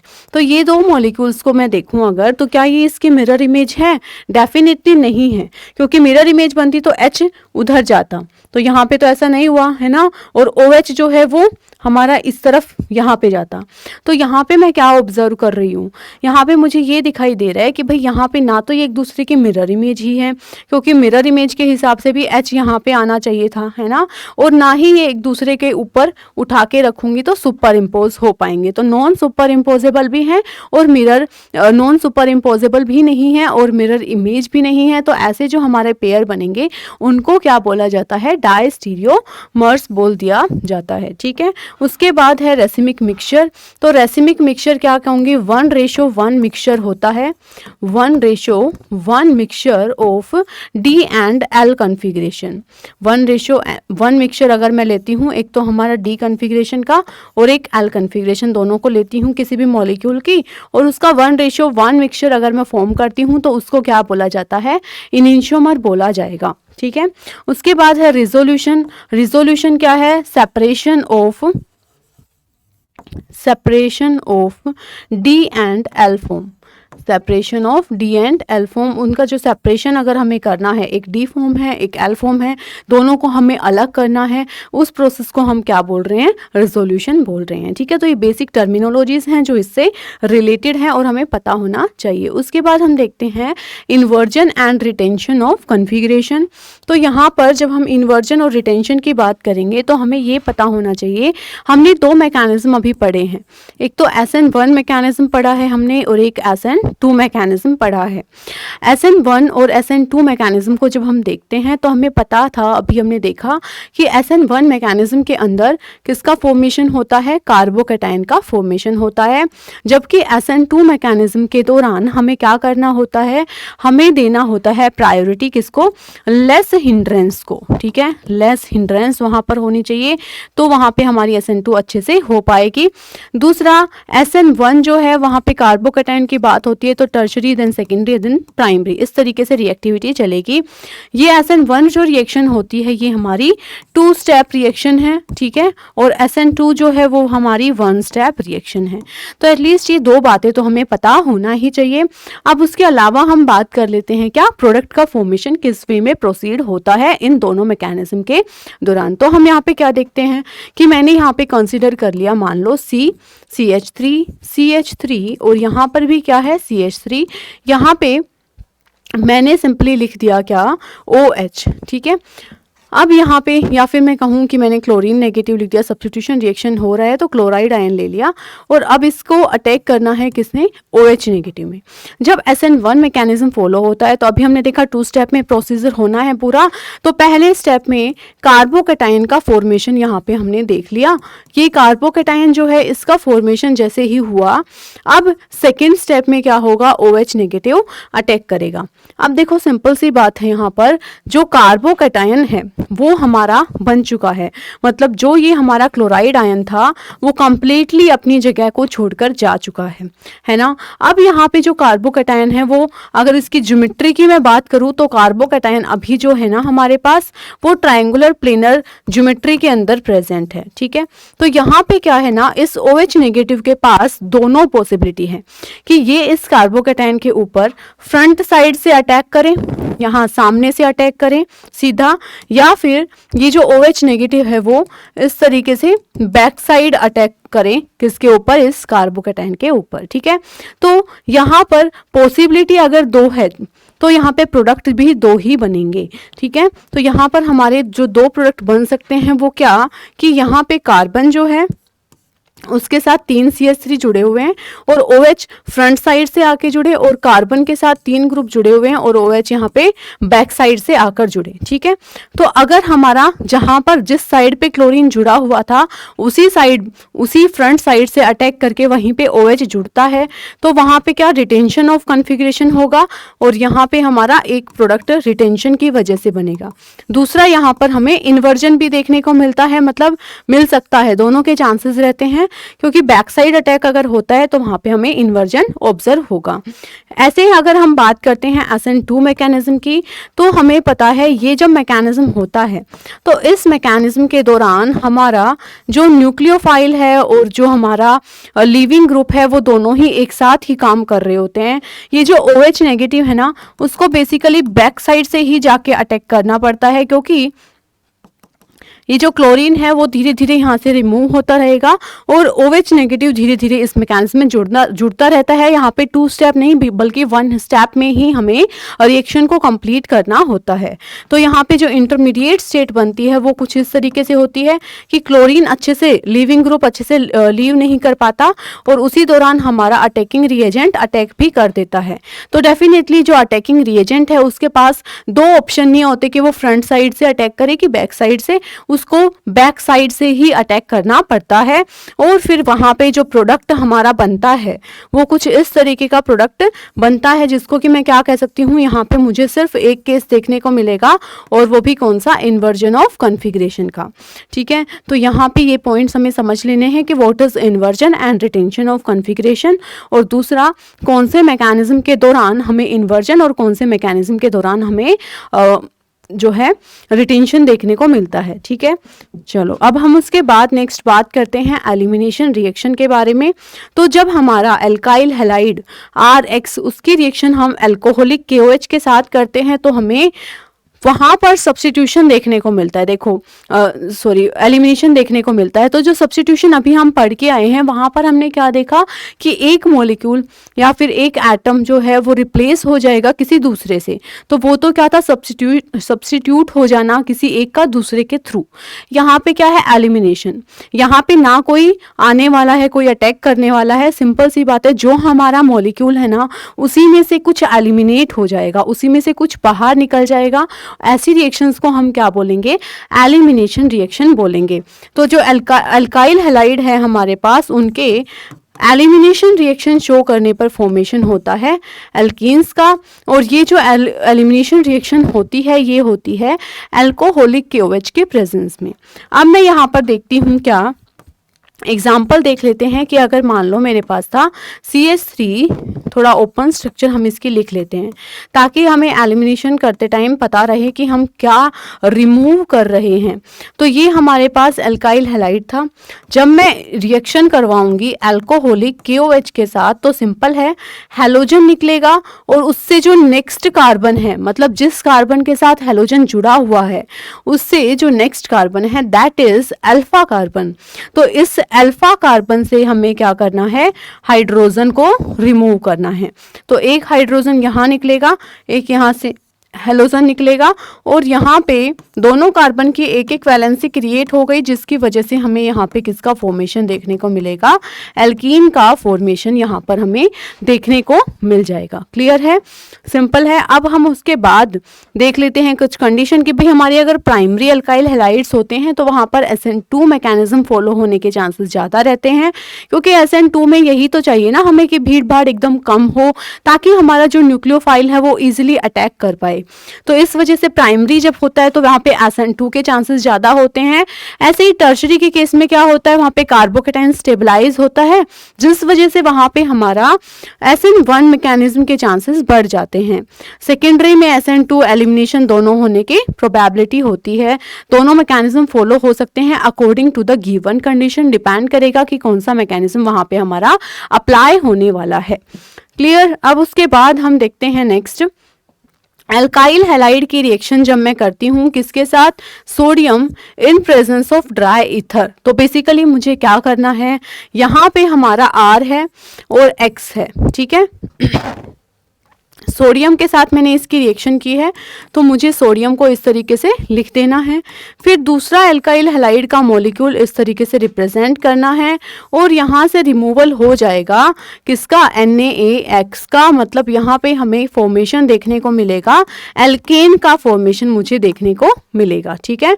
और रिमूव क्या हो गया, साथ में NaX जो है वो रिमूव हो चुका है। जब ये हमारी रिएक्शन होती है, यहाँ पे सिंपल सी बात है, जो अल्काइल हैलाइड हम यूज करेंगे उसके अंदर जितने नंबर ऑफ कार्बन है उससे डबल नंबर ऑफ कार्बन मुझे प्रोडक्ट में ऑब्टेन होते हैं। यहाँ पे मान लो मैंने लिया क्या, CH3Cl और इसकी रिएक्शन मैं करवा देती हूँ सोडियम ड्राई ईथर के साथ, तो मुझे ऑब्टेन होगा क्या, CH3 मींस मिथाइल क्लोराइड को मैंने किस में चेंज कर दिया है, इथेन में चेंज कर दिया है। सिंपल है। अब हमें यहाँ पे एक चीज ये समझनी है हैं, ये जो नेम रिएक्शन है और जिसको बोला जाता है क्या, वुर्ज रिएक्शन, जिसको क्या बोला जाता है, वुर्ज रिएक्शन। उसके बाद है हमारी लिथियम।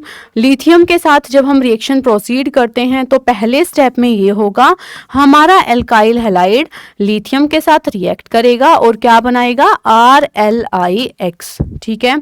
फिर उसके बाद नेक्स्ट स्टेप में क्या होता है, ये RLIX रिएक्ट करता है कॉपर आयोडाइड के साथ और यहां से फॉर्मेशन होगा किसका, R2CuLi का, R2CuLi प्लस में यहाँ से लिथियम आयोडाइड बाहर निकल गया, ठीक है।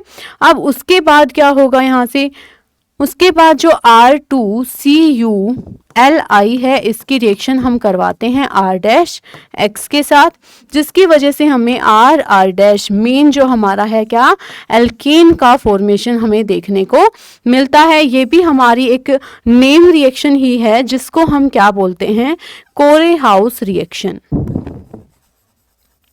यहाँ पर भी हमें ऑप्टेन जो है वो एल्केन ही होता है, सेम जस्ट लाइक जैसे हमें यहाँ पे वुर्ज रिएक्शन के केस में ऑप्टेन हुआ था। बट यहाँ पे डिफरेंस ये होता है कि यहाँ पे मुझे 2 बार एल्काइल हैलाइड यूज करने होते हैं अलग अलग टाइम पे, है ना। तो ये एल्काइल हैलाइड है, एक बार ये, और ये जो एल्काइल हैलाइड है ना वो मैं सेम भी यूज कर सकती हूँ और डिफरेंट भी यूज कर सकती हूँ। तो डिसएडवांटेज क्या है, कहीं ना कहीं हमारी जो वुर्ज रिएक्शन है ना उसका ये कि भाई यहाँ पे ना अगर मैंने 2 कार्बन वाला एल्काइल हैलाइड लिया तो मुझे प्रोडक्ट में 4 मिल जाएंगे, 3 वाला लिया तो मुझे 6 मिलेंगे, है ना, डबल हो जाते हैं। लेकिन यहाँ पे मुझे odd number of carbon chain भी मिल सकती है एल्केन में, अगर मैं किसका यूज करती हूँ, कोरेहाउस रिएक्शन वाले मेथड का यूज करती हूँ, ठीक है। तो बस ये डिफरेंस रहता है। उसके बाद RX की जिंक के साथ करने पे R2ZN का फॉर्मेशन हो जाएगा, रिडक्शन करने पर R एल्केन हमारा बन जाएगा, ठीक है, नॉर्मल हेलोजन बाहर निकल जाएगा। RX की रिएक्शन मैग्नीशियम के साथ करने पर RMgX का फॉर्मेशन होगा। RMgX काफी वेल नोन कंपाउंड है, बहुत बार हर चैप्टर में इसकी रिएक्शंस हमें देखने को मिलती है। इसको बोला जाता है ग्रिग्नार्ड रिएजेंट, ठीक है, ये हमारा ग्रिग्नार्ड रिएजेंट है। अब हम उसके बाद नेक्स्ट देखते हैं इसकी फर्दर थोड़ी और रिएक्शन। क्लोरोबेंजीन है, क्लोरोबेंजीन की रिएक्शन अगर मैं करवाती हूँ किसके साथ, यहाँ पे NaOH के साथ, तो यहाँ पे पहले सोडियम फिनॉक्साइड का फॉर्मेशन होता है और फिर एसिडिक मीडियम प्रोवाइड करने पे ये किस में कन्वर्ट हो जाता है, फिनोल में कन्वर्ट हो जाता है। तो सिंपल है, नेम रिएक्शन भी है, डोज प्रोसेस इसको बोला जाता है। डोज प्रोसेस में क्या होता है, बेसिकली जो हमारा क्लोरोबेंजीन है उससे हमने क्या बना लिया, फिनोल बना लिया। तो काफ़ी अच्छा प्रोसेस है, कन्वर्जेंस में हम इसको यूज़ कर सकते हैं, है ना। उसके बाद हम नेक्स्ट देखते हैं अमोनिया और Cu2 इस कॉम्बिनेशन के साथ रिएक्ट करने पर हमें ऑब्टेन होता है क्या, एनिलीन। तो अगर हमें क्लोरोबेंजीन से एनिलीन पर जाना है तो हम इस मेथड का यूज कर सकते हैं, ठीक है। उसके अलावा मैं क्या कहती हूँ, CuCN के साथ रिएक्ट करने पर हमारा क्या फॉर्म होगा, यहाँ पे बेंजीन के ऊपर CN ग्रुप जुड़ गया, बेंजोनाइट्राइल का फॉर्मेशन हो गया। यहाँ पर मैं क्या ऑब्जर्व करती हूँ, इसकी रिएक्शन अगर मैं अब फर्दर करवाती हूँ, क्या करती हूँ, इस CN ग्रुप के लिए मैं अगर डाइल्यूट एसिड का यूज़ करती हूँ, ठीक है, तो ये हमारा जो ग्रुप है वो किस में कन्वर्ट हो जाएगा, CONH2 में। अगर स्ट्रॉन्ग एसिड की प्रेजेंस में रिएक्शन करवाती हूँ तो ये हमारा किस में कन्वर्ट हो जाता है, बेंजोइक एसिड में। और अगर हम क्या करते हैं, इसको रिडक्शन करवाते हैं H2 निकल वगैरह की प्रेजेंस में, तो ये हमारा कन्वर्ट हो जाता है बेंजीन पर CH2NH2, ठीक है। तो ये बातें हम याद रख सकते हैं। उसके अलावा ये भी हमारा ग्रिग्नार्ड रिएजेंट का ही फॉर्मेशन यहाँ पर हमें देखने को मिलेगा। CH3Cl के प्रेजेंस में हमें यहाँ पे टोल्विन मिल जाएगा, बेंजीन पर CH3, यहाँ पे हमें C6H5Cl है, सोडियम की प्रेजेंस है, तो सिंपल सी बात है हमें यहाँ पे बायफिनाइल देखने को मिल जाएगा। उसके बाद हम नेक्स्ट बात करते हैं किस बारे में, अगर मैं क्लोरोबेंजीन लेती हूं और क्लोरोबेंजीन की रिएक्शन किसके साथ करवाती हूँ, अल्काइल हैलाइड के साथ करवाती हूँ in presence of anhydrous AlCl3। तो हमें यहाँ पे पता होना चाहिए chlorobenzene ortho para directing group है, इसके पास यहाँ पे 6 इलेक्ट्रॉन्स हैं और जो कि ये रेजोनेंस में जब देता है तो यहाँ पे ऑर्थो और पैरा डायरेक्टिंग ग्रुप की तरह बिहेव करता है, जिससे कि हमारा जो क्लोरोबेंजीन है यहाँ पे जब CH3Cl के साथ रिएक्शन करवाएंगे तो यहाँ पे हमें ऑर्थो और पैरा प्रोडक्ट जो है इसके लिए ऑब्टेन हो जाएंगे। ठीक है, तो सिंपल है, हम कर सकते हैं यहाँ पे। उसके बाद अगर हम CH3COCl लेते हैं तो यहाँ पे क्या लिखेंगे, बेंजीन। बेंजीन के साथ यहाँ पे क्लोरीन तो है ही, ऑर्थो पोजीशन पे COCH3 प्लस इसके पैरा पोजीशन पर भी COCH3। तो ये हमारा अल्काइलेशन, इसको हम क्या बोलते हैं, फ्रीडल क्राफ्ट, नेम रिएक्शन भी हो गई है ना, Friedel craft alkylation, Friedel craft alkylation. इसको हम क्या नेम देंगे, फ्रीडल क्राफ्ट एसाइलेशन रिएक्शन।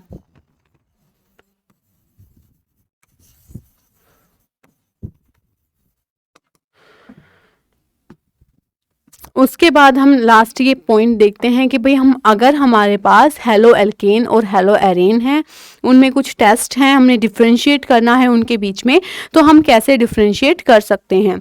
तो सबसे पहला रहेगा हमारा AgNO3 test, silver nitrate test. Simple है, हमें यहाँ पे अगर AgF के साथ हमने यहाँ पे यूज़ किया, ठीक है, तो वहाँ पे कोई प्रेसिपिटेट नहीं बनेगा। अगर AgCl है तो वहाँ पे वाइट कलर का प्रेसिपिटेट बनेगा। अगर AgBr बनता है तो पेल क्रीम प्रेसिपिटेट है, और AgI है तो येलो PPT का फॉर्मेशन हमें देखने को मिल रहा होता है। तो अलग अलग हमारा आयन है, फ्लोरीन है तो क्लोरीन है तो ब्रोमीन या फिर आयोडीन, डिफरेंट डिफरेंट आयन के साथ हमें डिफरेंट डिफरेंट कलर के प्रेसिपिटेट देखने को मिलते हैं। तो हम AgNO3 जो है वो अपने गिवन सोल्यूशन में डाल के हम कंफर्म कर सकते हैं which kind of ion is present in that given solution. ठीक है, सेकेंड है हमारा लेसेने टेस्ट। इसमें हमें क्या करना होता है, जो हमारा गिवन कंपाउंड है उसमें सोडियम ऐड करके उसको हमें हीट करना होता है, और जैसे ही हमारा एक बार हमने हीटिंग कर दी, फिर उसमें थोड़ी अमाउंट में हम डाइल्यूट नाइट्रिक एसिड को ऐड कर देते हैं, और फिर वहां पे कुछ ड्रॉप्स डाली जाती है किसकी, सिल्वर नाइट्रेट की। ठीक है, जैसे ही हमने सिल्वर नाइट्रेट की ड्रॉप्स वहां पे ऐड की तो वहां पे हमें अलग अलग कलर के प्रेसिपिटेट बनते हैं, वहां पे अलग अलग कलर हमें दिखाई देता है, जिससे हम कंफर्म कर सकते हैं which type of ion is present in that particular solution. तो यहाँ पे अगर व्हाइट कलर का PPT बना तो क्लोराइड आयन है, वहां पे लाइट येलो PPT बना तो ब्रोमाइड आयन है, वहां पे डार्क येलो PPT बना दैट मीन्स आयोडाइड आयन है।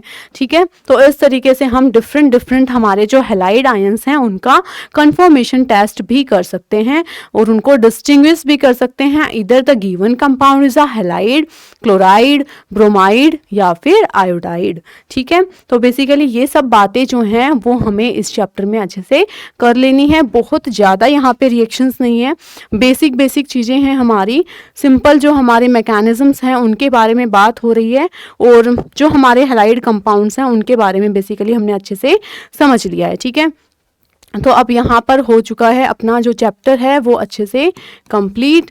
अब हमें इसके बाद यही करना है, मल्टीपल टाइम्स जो हमारे नोट्स हम बना रहे होते हैं उनका रिवीजन करना है और क्वेश्चंस की प्रैक्टिस करनी है। सो इसके बाद हम मिलते हैं next one shot revision class में। Till then goodbye and take care.